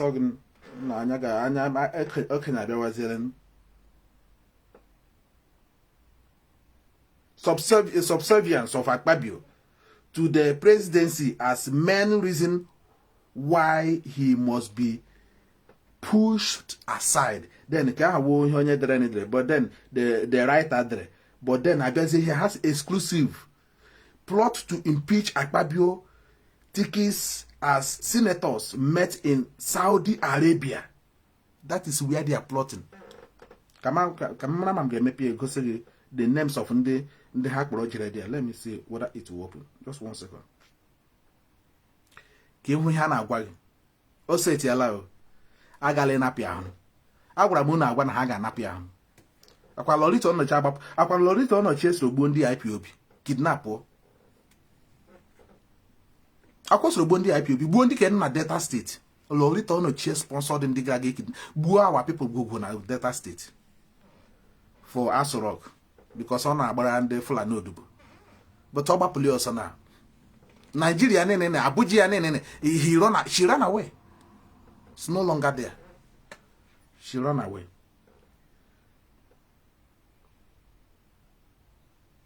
The dust over the dust over the leadership of the Nigerian Senate may not have settled as the Wistala has been authoritatively informed of a plot to cause the impeachment of Godswill Akpabio as Senate President when the National Assembly resumed from its 2 months annual leave on September 26th.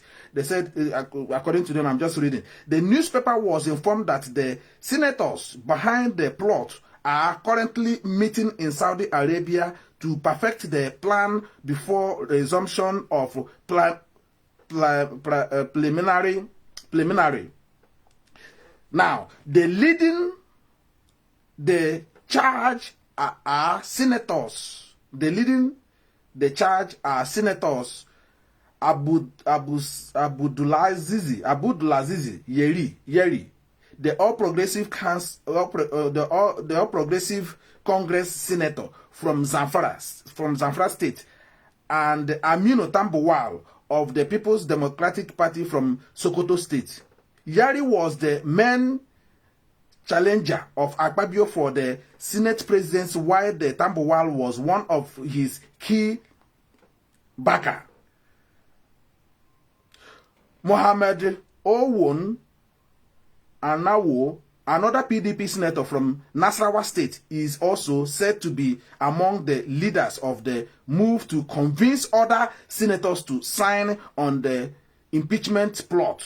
The plotters who are claiming to be fighting for the independence of the legislator are citing alleged subservience of Akpabio to the presidency as main reason why he must be impeached aside. Do you see what we're saying?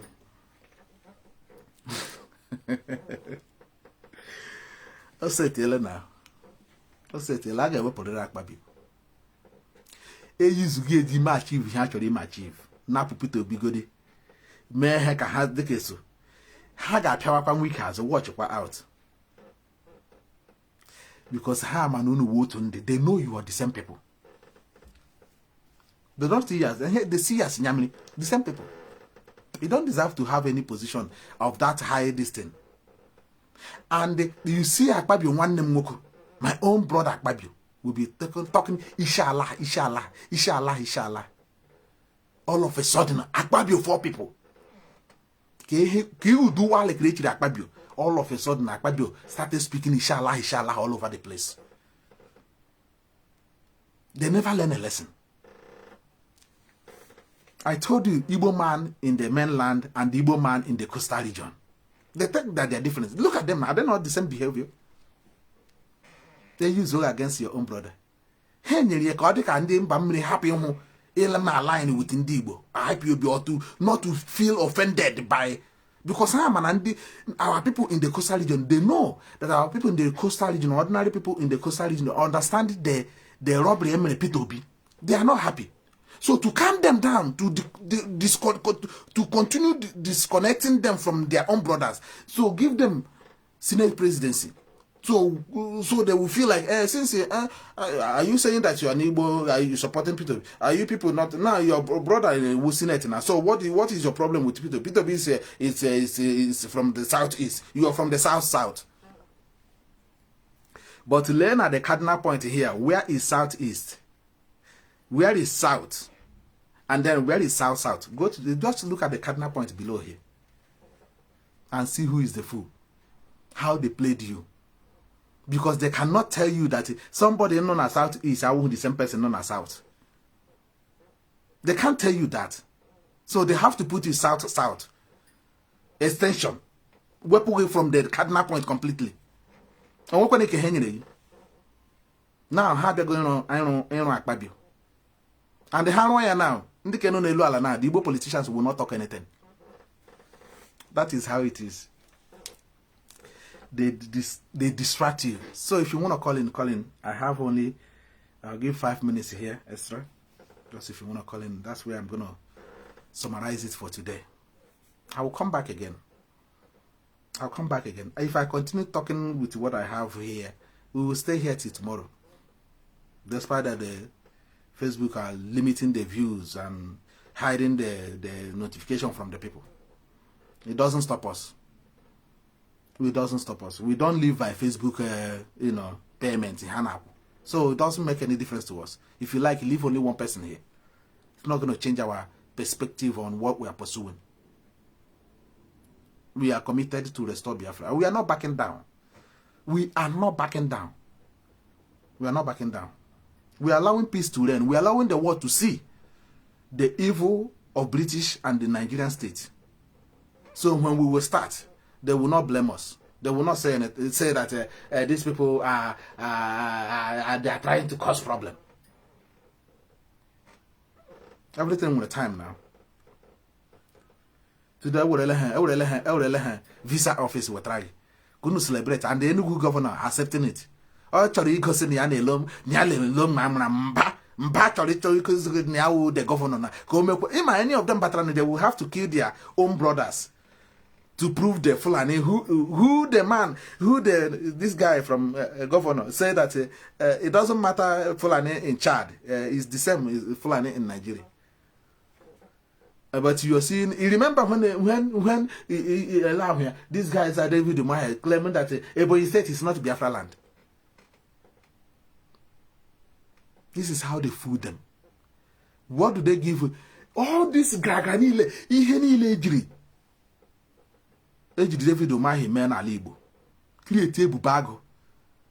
I go home the other day. America, my nation get news. America was the other day published how Ebubago was established by David Umahi and Buhari, the dead Buhari, to please the Fulanis. they told him that he's going to be a president. They told Nwike he's going to be a president. Here we tambo wal. Jina arazul Nwike. Ne eme totally engaged Nwike. While ending also the thing on the other side, now know the game. Eme engage a tambo wal. Na arazul Nwike na pia kana here and there. Ilach. Yage lobibo. Massacre our people no bill. Let children throw into the Imo River. Our people cool mini now, which in a way pipe bomb water and these people in. So the only source of our water resources is rivers and lakes. These people gave one their ban, here we those in their ban, high at the local rivers. Our people need cool the mini. That's one of the reasons why Odika Ishina India ban Jina bar some here and there. They can't come, they messed too much. They damaged too much. They got the worst punishment anybody get. That is the worst thing I get. I hand the British in our people with the Nigerian state. Ebu our people. Yeah, monitor so you not and all. I think was it few months or few years ago? Was it last year or 2 years ago? I know the full man ebo ozu mad obru na webaro ejiji mesuya. Mokwe ya ma aka ya everything yeje plastic cover ya na akwa na baro gaje na ebe ji mesuya. Unne mi onu mripu ana atasu ya ana eme video na social media. Unu anani ka emere social media ibe na iri ihe na social media. Unu chori go setu ni sheri. How you swallow food. Fufu. You put a bigger camera now call rubbish. You don't talk about what will help our people. You don't educate our people. You just you talk all nonsense. Demonize even our people. In fact, make us look like we are lower than animal. The way we act on social media. And the whole world is watching. Why wouldn't tell anybody? But how here? France here. I saw the refinery. I went to the refinery where they are laying the pipeline, where the pipeline will connect to Spain. On a Spain, the pipeline now. Please, if you want to call him, please. The number is there. Oh, now Spain, there a pipeline now. Pipeline from Imo State. Ebu, and our people na Imo State. Ebu na Anambra State. Ebu na Abia State. And the pipeline na Abia. To give them unrestricted oil. While anyenwe ordinary kerosene anyenwe. Fuel eji anya moto anyenwe. Diesel anyenwe. But tell you a pipeline again there. No stop from my own land. Please, let me show you something. Maybe another that will play it full. Let me show you something. Anya very big in this thing I am. Let me show you one thing. Do you know Tokyo in Japan? Do you know Tokyo?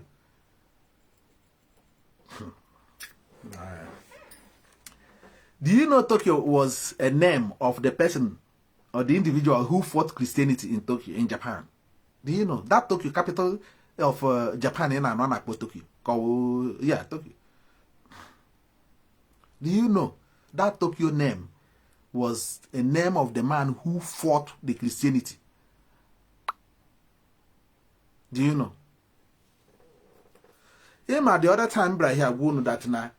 We met somebody who told us a British Canadian professor. Also, any day you people come out from Christianity religion, Pentecostal, that day freedom won't that from that moment.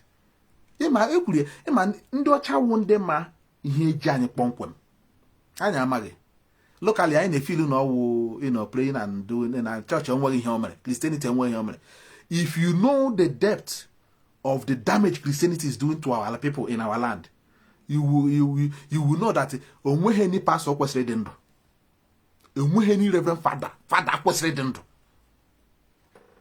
all of them, and the third time is coming. Ndi obodo a ihe ha mere ndị fada here awụ ndị ka esoro support British, ndị ka ekosoro the mess here n'obodo a. Aka na-atụ mkpọrọ till today. Enweghị ni nwa obodo a na-aga seminary school. Onweghị nwatakịrị nwa agbọghọ obodo a na-agụ seminary school. Gaa na Vatican, ndị na-agụ seminary school ndị Filipina na ndị Igbo anyị. Ndị Yoruba anọghị na seminary school sister school na ajụkwala ebe ndị Yoruba wu sister nọ na Vatican. Ele ebe ha nọ ke? Ele ebe ndị Yoruba wu gaga father school. Ele ihe na-akpọ ya, mana ihe ndị ji akpe ndị ga father school na Vatican. Ele ihe ndị ji akpe ndị ndị ga father school na Vatican. O nwere onye Yoruba nọ dị? O nwere onye mmanụ nwa nwaanyị nọ dị a? Unu ndị ma Chineke akwe. But lee n'obodo anyị today, leekwenye Yoruba, lee ha arụ a na-ala Yoruba. Ihe a na-arụ n'ugwu Hausa na ihe a na-arụ ụzọ ọnụ n'ugwu Hausa, arụ ugwu Hausa ka Dubai. Arụ ugwu Hausa ka Dubai. Go to Kanu and Kaduna, go and see what they are doing in that place. Eji ego anya na-eme. And he zero wole the level of Christianity activities n'ugwu Hausa now. Ne zuri edan and the development na ha gleba ana ha arụ ne. Ndị mmadụ na abla with their senses. Leekwe ebe anyị lee otu ụzọ dị. Lee otu ọchanja marketed. Lee ebe anyị na-ere ihe nri. Go to our schools and you cry. Go to our secondary schools and you cry.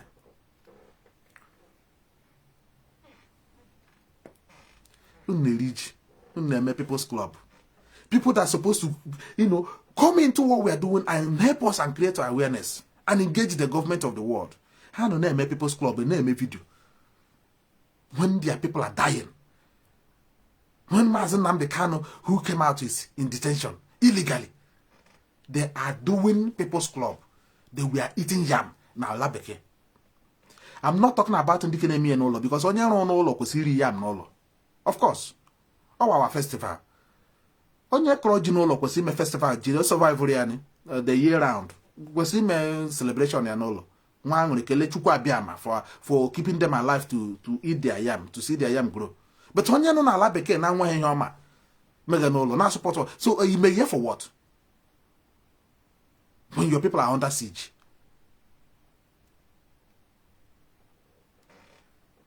This is what we're saying. This is what I'm saying to you. Let me get this in summary of what I'm saying because I'm done now. I don't know why people are they afraid to call in, or are you people who just only enjoying what I'm saying? I know that the other one I didn't have, but I would like you to call because I talk from your own side. What is here now? What I am we not I talk from you. I want us to talk. I'm name when he gave. Just call in and talk, please. Call in and talk. Let me just get this. Call in and talk, please. I would love to hear from you as well. All my hand I know. I will, of course.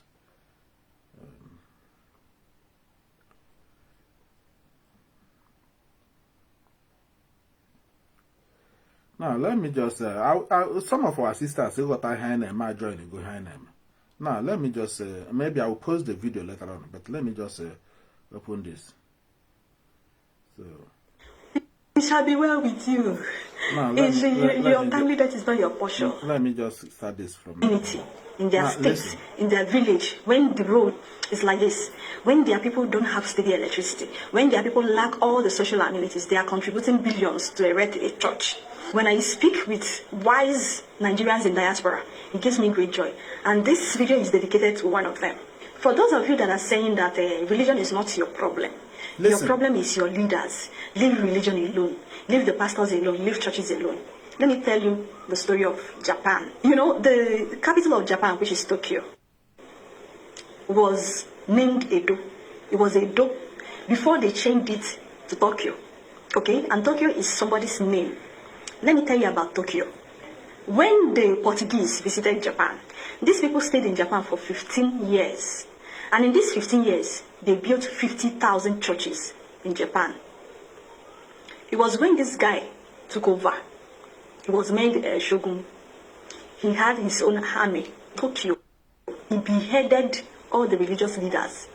The leaders of all these churches, he beheaded all of them. years later, these people decided that the only way that they will honor the person that did this, because these people were so wise to understand the impact that he created, to understand why he did what he did. So they honored him by changing the name of their capital, which is Edo, from Edo to Tokyo. Church is your problem. That is your biggest problem. You see the governments that you're talking about, the politicians that you're talking about. Government and religion is two sides of the same coin. The God that you are closing your eyes to pray to. I need a car. I need a house. I need money. I need food. I need a good road. Accident is not my portion. Untimely death is not my portion. That's your imaginary friend that you are talking to. In the name of a supreme being. Is actually the government of the day. Yes, God means the government of the day. The reason you don't have a house is the government. The reason you don't have food is the government. The reason your life is so pathetic as it is the government. The reason you are so miserable is the government. And the reason all these things are happening is because of religion. The government that are dealing with you, they have created an image. They have created a character that you should heap all your blame on. The devil. Everything that this character is doing is actually done by your government. You people we don't have good road in this country. Festive period is approaching. By the time you drive for kilometers on a bad road, so many people will die. Accidents is going to happen. You are not the person, you are not the only person that casted and binded on time to death. All the accidents that happens on all of them, they prayed in the morning. Some prayed even more than you. Some fasted. Some are better than you. But unfortunately, accident is going to happen because the road is bad. How often do you hear that trailer fall and people were killed in advanced countries? How often do you hear that? Because their God, which is the government, have fixed all these things for them. Untimely death is not their portion. It's not because they were casting and binding. It's because the government have made it possible that they don't die untimely. Listen and pay attention. Instead of you now to blame the government that have finished you, they have created an institution, religious institution, where you go to pray to this imaginary being to give you all the things that they have refused to give you, all the things that are in their hands to give you. They have made the government of the day a supreme being who you have to cry to. I was asking my mom a question the other day. I said, me as a parent, my son will not beg me for things that I can afford unless I don't have that thing. If it's something that is good for him and I can afford it, he don't need to beg me, he don't need to cry. My son knows my move button. If he wants something and I say no, I will not give you, he will just bend his neck like this. I say, Mommy, biko, oh no, biko. Just that biko, my heart will melt. That is my mumu button. I will give and give extra. But you have a being that's capable of providing you everything. But you have to cry. You have to fast. You have to pray endlessly. Your father have done it, died. Your grandparents did it, they died. You are doing it. The government have created this institution so that you don't hold them responsible. When something bad happens, if an accident happens on the road, instead of you to call on your government, you blame it on the character, the other character that they made. Satan. It's the work of the devil. The devil has done it. You will not. They have created this institution so that you don't hold them accountable, so that you don't hold them responsible for anything. If Japan happens to be as religious as you are today, they would not have advanced where they are today. Listen, if Tokyo did not release all the religious leaders as he did, the people that installed 50,000 churches in 15 years, open up and redirect the mind of his people to technology, to science, they will not be where they are today. This is your problem. Your problem is these two sides of the same coin, the government and religion. These people are your problem. The reason why you cannot do anything, you don't have good hospitals, is because they have created an institution where you go to pray for good health. You don't have good health by praying. The reason you don't have good road is because they have created an institution where you go to pray and counsel untimely deaths. The reason that women are dying in the hospital, pregnant women are dying, have created an institution where they go and shout hey, hey, hey, and they'll be falling off. Somebody will turn in roll his eyes like this, and people will be falling all over the ground, be falling in the name of anointing.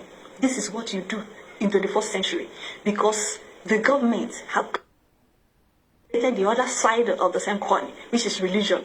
Religion would have made your life so miserable as it is. A friend of mine said the black man is incapable of making a sentence. If you ask somebody a question, there are code, letter words that they will use. If they did not use Jesus, they will use God. They will use Bible. A black man is not capable of making a sentence. That is why your government are telling you that the only way that they can fight terrorism is by prayer. That is the reason your government is telling you that the only way that you will have steady electricity is by prayer. Your government are telling you that your country is in the hands of God. It's in the hand of the imaginary being that they created for themselves. You don't hold them accountable for anything. You don't hold them responsible for all their actions. These people that you have chosen to represent your interest, you have chosen to manage your resources. They have done all the aid to you. But no, you will not talk. Because of religion, because they have created an institution that keep you sedated. Yes, religion is opium to the masses. Sedation is drug, a bad drug to the masses. It is religion that they use to keep you sedated. That is why all the people that have put you in the worst state, they are all religious. Mention any one of them that is not either a Christian or a Muslim. Exactly. They loot in the name of their religion, in the name of the same imaginary being that they are trying to come and help you. You can never have a single advancement when you have dedicated all your life to an illusion. You don't have a car. When your mates that have never prayed in their lives for one day, their parents don't pray, they don't pray, are driving like their 10th car. When a child gets to 16 years, they will get their driver's license. They will learn how to drive. They will go to these companies, these car manufacturing companies. They will pick any car of their choice and they'll be paying effortlessly for it. Onya katan we can't carry another one. But you, all the junk, all the junk that they dispose in their country, they will bring it here and you'll be celebrating. You'll be celebrating and they will be videoing you. You will be posting on social media and these people will be watching and be like, what kind of human beings are these ones? They will be calling you names because of the kind of shameful things that you show to them on social media. Junk, tokumbo, things that they used to melt before, that our people have decided to be buying. That is what you are celebrating at your age, because you have decided not to hold the right authority accountable for not giving you these things. Where in Nigeria can you boast of a 4-hour, 365 days electricity? None. You don't have a single social amenity. They have ripped your life out of you, but you cannot hold them as accountable because they have created an institution that keep you sedated. Have created characters that you will close your eyes, bow your heads, and pray to give you the things that the government have refused to give you, to give you the things that your government cannot give you.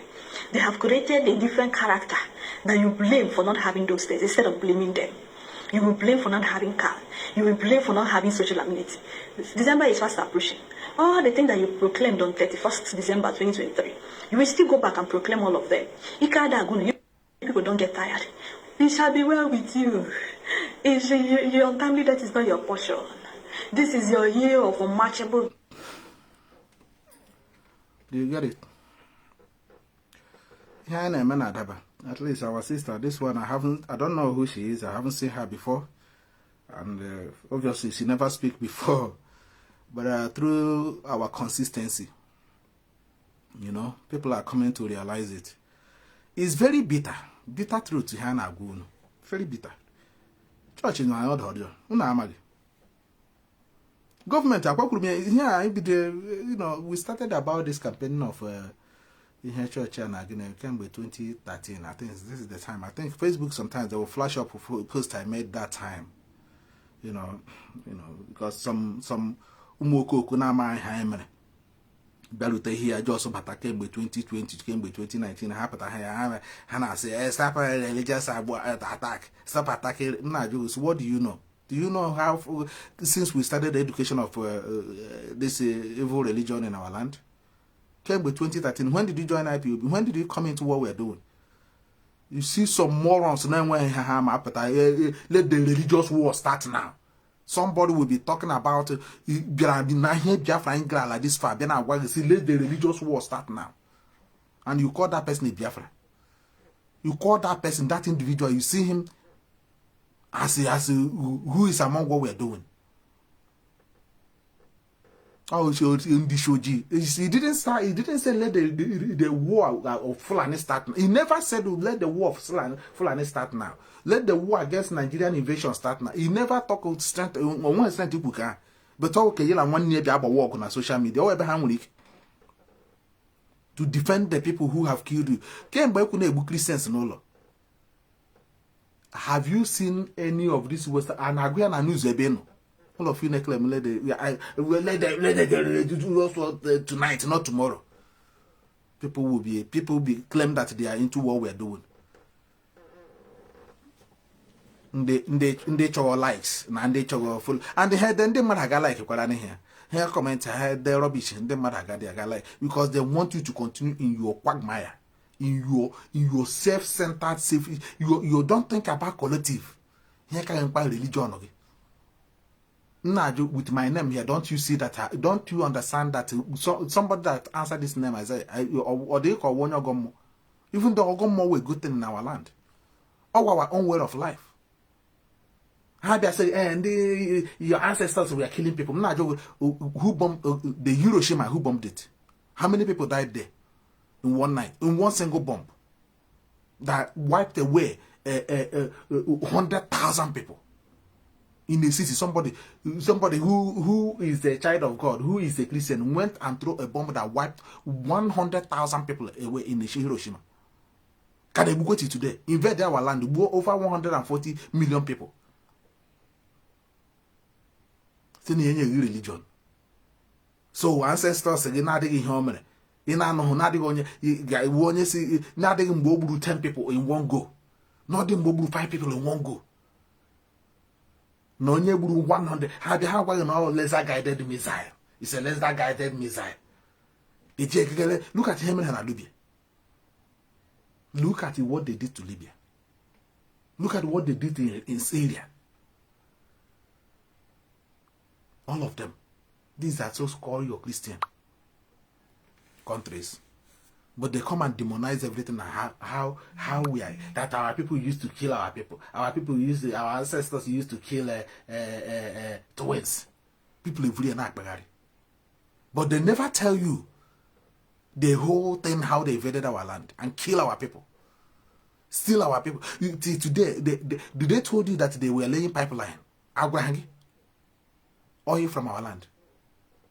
The pollution, oil pollution in our land, what crime that is greater than that one?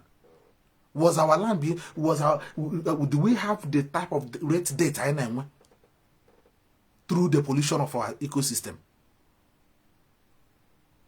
Was our ancestor polluting ecosystem?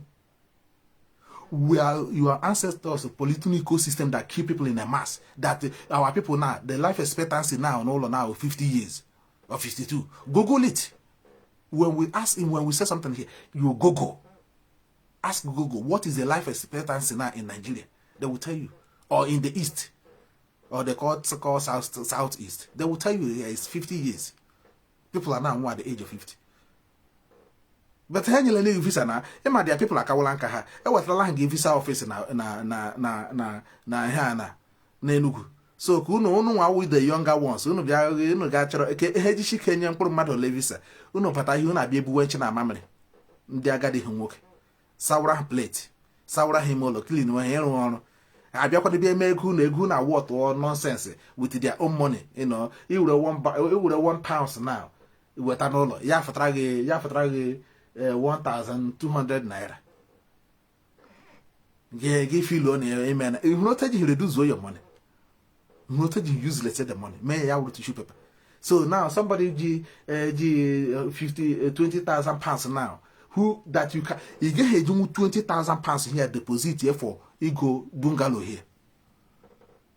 You get 20,000. I'm going 20,000 and 100 water here to buy to deposit for who like over here no almost 600,000 euros. 600,000 pounds. Now, one way here 600,000 pounds ago, I get go plenty land. I get go community, go a complete. You want to know the economical game. You want to share here they do zole the money now. So here we go can hold also ordinary 20 pounds. How they go entire village and community now? mere na South Africa. South Africa ji nwe ala. South Africa indigenous enwe ke nwere ala. O woto ka nwa bekee shi go ala ha. He gozi ha bia yobatazie ntro. Nna ha gbawawo. Unu kwuo chidele ha say we bought it. We bought it from you.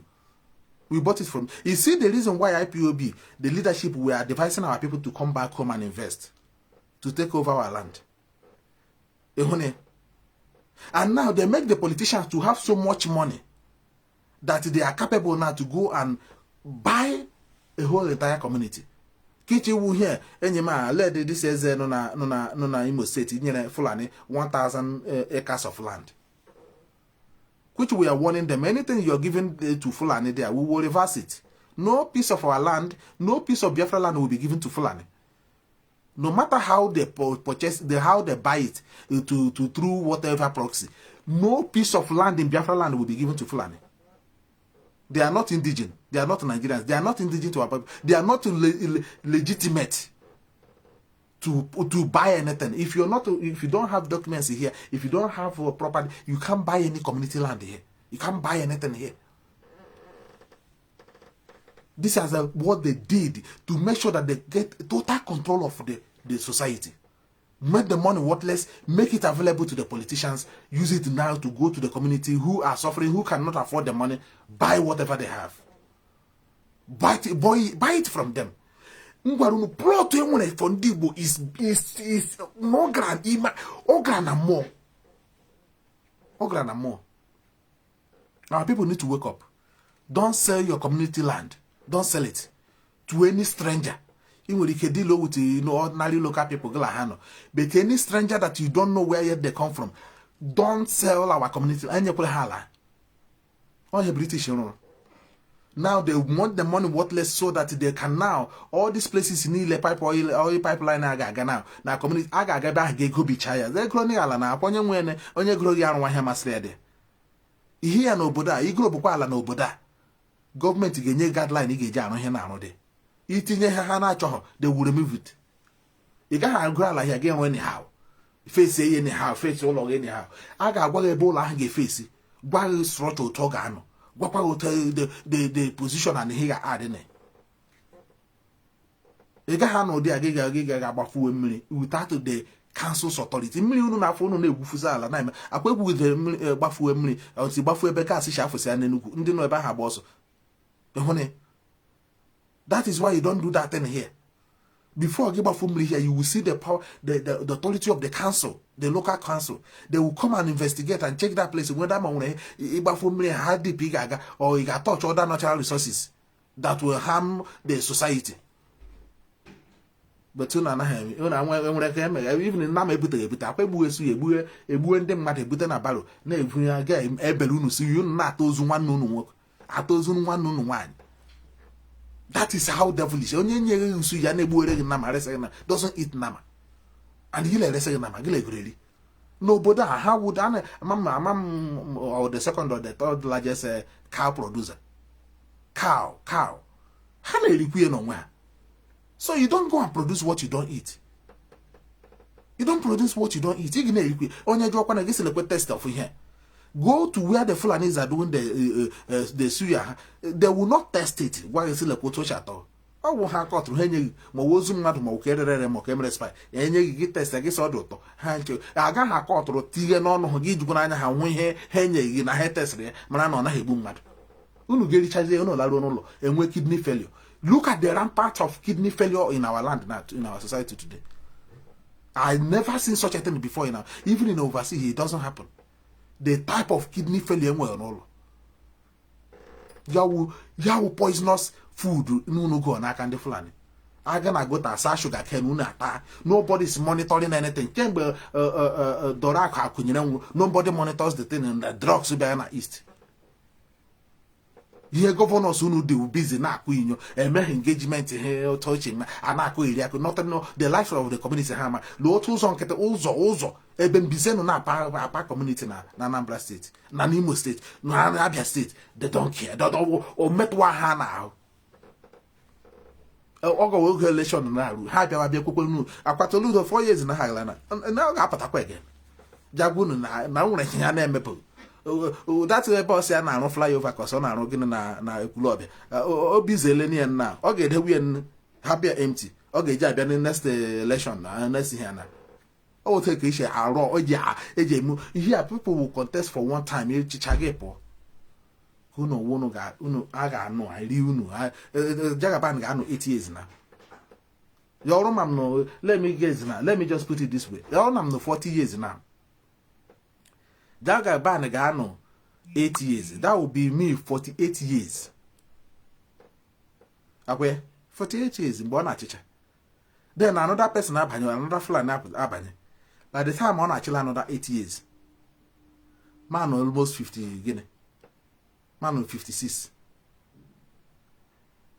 then there be another person abata after 56 by the time ike agwụziele nwoke mmadụ do you see how they roll it by then ndị ka ihe ndị to strong unu na-ekwu okwu maka nwere onwe na dịzikwa onye kefron for the generation ha pụrụ ndị ka bụ na-eji chọọchị saa ishi go those eye with ihe church because unu are catching up when those ones who the Biafran fathers were fighting unu are catching up when say Mazi Nnamdi Kanu but unu are catching up unu echi unu ihu na church here who generation ọzọ bịagani after us that will completely push Biafra to Igbo people or Igbo race to extinction, completely gone. All say they bring it up now bịagani within the church. Do you see what we're saying? This is where I'm going to leave it since there's nobody that calls in today. It's one of those things. Thank you very much for coming around. I will come again when it's necessary. I'll come again when it's necessary. And while we are looking, how could you look in the name of Jesus. Please do what has to do. Begin to pray for your daughter. Begin to pray. Move closer. I deliver you from every curse, every evil covenant, acting on your head, acting on your children, acting on your marriage. I pray for you today. I multiply the curse. In your work is not there, pray for yourself. In your husband is not there, pray for him. Cause of untimely death is broken. Cause of poverty is broken. Cause of sickness is broken. Cause of divorce. Lenga jide di mkpa mmadụ. Nwa nwaanyị jidere ya wuri shie pe ya na ha na lekwe ngo ụzọ na-adịghị ọkụ adịghị mmiri adịghị. Again, thank you again for coming around. This is what I wanted to draw your attention. I probably had to leave me in pitch. Use gear now. Job. I'm go. Things are settled. I gotta go court now. So, I got a court. So Jagaban continues. So I get represent baby. Because somehow I check a car. Dust nearly settled. You got one people to be aware of my allows now because also when they know the job. British they know the job. British cannot be doing what they are doing in our land without a house nigger. That is how enemy operate. They will find somebody that will pretend. You will never. It takes you a lot of, to decode it. Okay, pretend to go soon. Okay, bekwa. But how agent, how house nigger how? You will never know until how much had the job. So I probably nega hona na choose weapon. I just learn I gwale na ukonyi Igbo. That is how they roll. So support the Biafran restoration, support Mazi Nnamdi Kanu, support IPOB. The leadership of IPOB are doing everything humanly possible to make sure that we achieve Biafra restoration on our time, and we are not going to back down. That's for sure. We are not going to back down. Remain resolute, remain consistent. It's all about consistent. As I went to Spain, I don't understand, the reason why somebody, in faraway Spain can be with Biafra for over 50-something years, close to 60 years now. Never changed. That is Mwabeke. And this man has been there, or these people has been there supporting, waiting for Biafra. Never know when Biafra will regroup or when they will surface. For over 50, a white man was waiting. They are mental toughness when they don't even see anybody. When they were trying to connect to Ojukwu, they were going to the street and looking at any black man where are you from? Until they were able to reach Ojukwu. Na funeral Ojukwu, I won't talk it now. Biafra can never be defeated. No matter how long it takes, we are going to get Biafra. No matter how long, we are not backing down. And that's why we are speaking now to encourage our youths to understand that, you need to be where informed. They will always come with this thing I love, Biafra. Understand that for sure. They will always come with something that look alike like Biafra.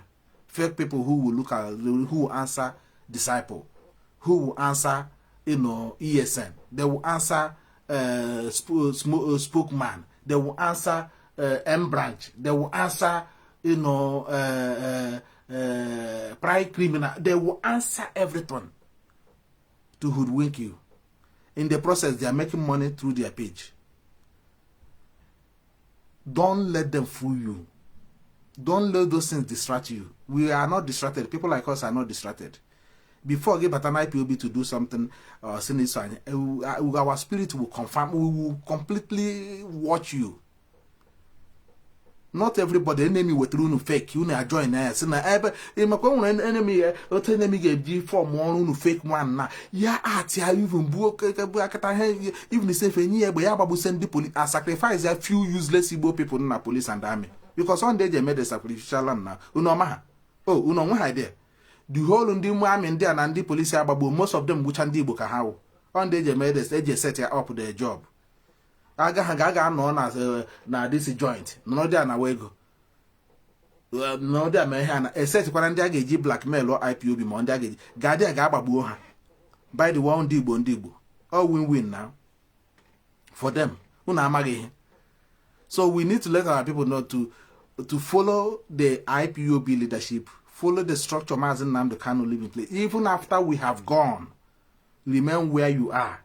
Continue to support your own. The church at Biafra. Church, you try here stage. Look at it here. Look at it. In Tokyo, in 15 years, Portuguese in Tokyo, they used 15 years to build over 50-something churches. 15,000 churches. Because of 50,000 churches. 50,000 churches. In 15 years. How no there? If you can oboda enokwa, due to na ha batakro oboda. Each street in Oboda with one or two churches. Until they liberated themselves few years ago from church. Church to bar nearby offices. And now this country have developed in the last 20 years. If you see what this country have built, you will never believe it. Because I have to go to church. Banana reality. No illusion, spiritual being. In a prayer. To come and deliver you. India government agents, they work with government. Use it to the British wounded many store. Use it to store calm the people down while we are catering away what they have. On your church now. Give you a weak mind, give you a weak heart, put you in blame. Like when the other man is saying how ideology, they create ideology. They will make Africa to blame themselves than you are the problem of yourself. But while you are the one causing the problem that you're suffering. But they will make you believe that it is you that is causing the problem. Now that Mali have managed to liberate themselves, why are they attacking Mali? Why do they want to destroy Mali? Why do they want to kill the guy? Because you have reason. So this is what we are saying here. Know how to support your own. Stay away from Ume Ekperima. Stay away from autopilot. Igbo enweze simply mean autopilot. Ndị na-enwe a sense of direction, ndị na-enwe onye dị in charge of them, ndị na-enwe ndị na-control ha, ndị na-enwe ndị ha na-adị asịrị to, ndị na-enwe structure, ndị na-enwe ebe they just roam around like ameba. Autopilot also means Igbo enweze. Igbo enweze means autopilot. Don't hear ka mmadụ calculate ka o mee store na Biafra struggle, Biafra restoration project. where there is structure, totally look away from the structure that is guiding you all these years. So Kunu nuzonya wala mreki. Now, etri water be aga gbagbo ndi mmadu. Etri water aga n'ime ahia gbagbo ndi mmadu. We are there, we are now, they are the zoo now, we are the zoo now, they are the zoo now. And I'm telling you, if IPOB is really want to go and attack, they'll be doing this way these people are doing. Or if the ESN want to go and attack people, they will be doing this way. Does ESN stay on the street? Do they stay on the street? Now our people can go to farm and work. This is what we have managed. At least relatively, this is what we have managed to achieve in the last 10 years. Because the rate these people we are attacking our women, raping them. It was so disturbing here. We are watching the videos and pictures. People were crying out of control. No governor is helping. No politician. No nothing. And it happened that Nnamdi were their own president who support them in that quest, which is Muhammad Buhari. It was only IPOB that came out, stop it. They didn't see it coming. Now they want to turn you against. They say that he's autopilot. Just imagine. They will do their nonsense. They will write. Somebody will write and create an autopilot with IPOB autopilot. And imagine some of us that registered IPOB here, registered across the world. Imagine what Angra Catalonia, indigenous people of Biafra. Imagine we go there, we say, we are autopilot. You just imagine how these people will be looking at this and say, where did you get these smart people from? Imagine a place like that. Do you know, all us an IPOB, for us to get to a stage, an event like this, to be identified, to be called before the whole entire world. All know here Jake has. Do you see Ndibo there? Do you see Nigerians there? That will tell you, people that you saw there is IPOB, Biafrans. That will tell you how engaged we have indulged with this our friends and people we are dealing with. Do you feel me? That will tell you where IPOB is going. That will tell you where the leadership is going. Do you see Nigerians there? Do you see the flag of Nigeria there? When we do a St. Patrick here, do you see Nigerian flag there? You just in a group, go on in a place like this. We are dignitaries. They call us international guests. Did you see my badge? Do you want me to go and get it now? I don't know. I had it somewhere. International guests. That is what they called us. They didn't call us local IPOB. International guests. That is how they recognize us. And now you're coming there saying that you're autopilot IPOB. Imagine such nonsense. Imagine how these people want to make Biafra Restoration project as a laughing stock. Make mockery of it on social media. And you see people flooding and listening and watching and following them. Who want their ban. I know majority of them are computer generated. And that's why we come out here to tell you to redirect your mind. Look at what happened in Tokyo. One person came out and slaughtered and beheaded all these Christian Pentecostal leaders. And redirect the minds of people to technology. You are seeing today that you are having LG platform plasma, you are having Sony plasma, you are having Toyota Prius, you are having Toyota Avensis, you are having Toyota this one, you are having Lexus. All these things are being produced by Japanese. Lexus in Anya no today. India was praying before somebody volunteered. The man who Tokyo himself volunteered himself, take over the country. These religious leaders, catch them, somehow people realize that they named the city after him, Tokyo. Today, Japan is the most successful country when it comes to technology. Nobody challenges them. You see small Japan. Do you know that Japan colonized China? That is almost how many people? Japan is not less than Japan maybe about 5 or 10, maybe 10 million in population. But as small as Japan, they colonized China. That is almost 2-point-something billion. Billion! Japan colonized them. After they have, destroyed Christianity and religion. in their land that came to put them in a docile, in a coma. Tokyo himself stood up. Oh, he didn't spare any of the tradition. This criminal traditional this is criminal pastors that are running around, throwing our mothers on the ground, marching them on the floor, kicking them all over the place, smashing them, throwing them in the mud, and nakeding them. You see a woman, you got my hair, the poverty hit a woman, you got Joanna, and you know, you say then a church be perform more, you pop, we are saying, I want yara, and not a deliverance. You pop, we are brought to complete brought, and a video in a social media. When the government is busy robbing them good road, good education, good healthcare system, robbing them, security, robbing them, no pipe bomb water, robbing them, hospitals. Tokyo himself, who become the city, the capital city of Japan today, slaughtered religious leaders, killed them, all of them. Buhancha. Today, look at Japan, the state of Japan. Biafra, we are able to manufacture some certain things during the Biafra. They invented a lot of things during the Biafran war. You can the 30 talent, but they will go church now. The youth name is direct their mind. Now redirect their mind towards a spiritual being that you don't know. Somebody you will be writing, let the religious war start now. Now, where were you came by how many years I made this struggle? Where were you? Not today, let it start now. And the sin and the hands on my name. When our people are dying.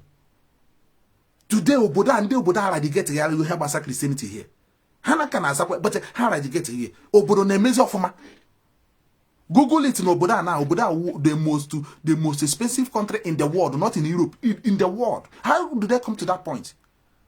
If not development and the Nigerian achieve, a small country like this has become the most expensive country in the whole world. Jesus, it's nonsense. They don't go to church here. Some of them are humble Bible. You don't even preach about Christianity in the school here. Our children at the school. You don't preach it here. You don't preach it school in a prayer here in the school here.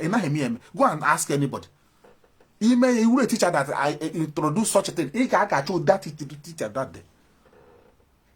And I will hear the word. I mean, the way these people cage our children, blaming our ancestors who stood their ground. Then they no here no na this struggle for how many years they push now. A pastor will tell my child that no one is the problem that you did. While I have done my best. Look, Philippines. Philippines is the only Asian country that is still underdeveloped. Go to Malaysia. All their relatives. Go to all these Asian countries. They are all developing like crazy. It's only Philippines that is still behind because they accepted Jesus and Christianity. They are the one here. Now, here. Asa kitchen in the mad. Asa and when he is born here, majority of the Filipinos go to Dubai and see him in the Philippines at that place, which is a country that's supposed to be growing at the same level of Malaysia and Indonesia, Tunisia, all of them. Because Haman accepted Jesus. Believe or no, spring being that. Despite that, they are even better than Nigeria or Africa. But you can see that they are far behind other Asian countries. Or in the church in Merun. They never want you to reason. They can't call for protest. They don't support anything that will elevate the life of ordinary people. They will blame it on Satan. They created that character that you will believe that no onye jigin. No, your problem. Why the character don't we are anaharozo? While the character don't we are one. While the character want abafu nyoko. Why the character with Jesus want good road. The character with Jesus want provide a hospital. The character with Jesus want good cars and good health. Didn't GN won the government, but has he blame on the character? Totally, and they book on. Thank you very much, and remain blessed, and definitely I will come in some other time And it is what it is. Some other time. I will see you some other time. Thank you so much. And remain blessed. Have a very good week. Remain consistent and keep following what we're doing. Please, don't let anybody fool you. Don't let anybody fool you. Don't let anybody distract you. Remain focused and understand whatever we are doing here, we are doing it out of love. Out of love. We have seen life here, and we want to replicate that life. You know, we want to bring that life back home. Please, very, very important. You know, otherwise we should have hang around here. Also, no here, me work enjoy the wage, me work People's Club. No, we go to social media. Go na say, na which day come ga. Only show you chere mboga before give your life for here. All in the church no earthly things. Look at how wicked they are. No earthly things. Everything here, you leave it and go. But you already get your one and yeah. We been a phone here home messages. Someone on your Abuja. See them the other day when I love send Diego. That is how we running life. But yeah, I remember when yes, happen they will not come out and support. That is how Nigerians have conditioned some of you. Thank you very much so much. And remain blessed and remain consistent. My name remains Mazi. I will see you in some other time. And have a very lovely week.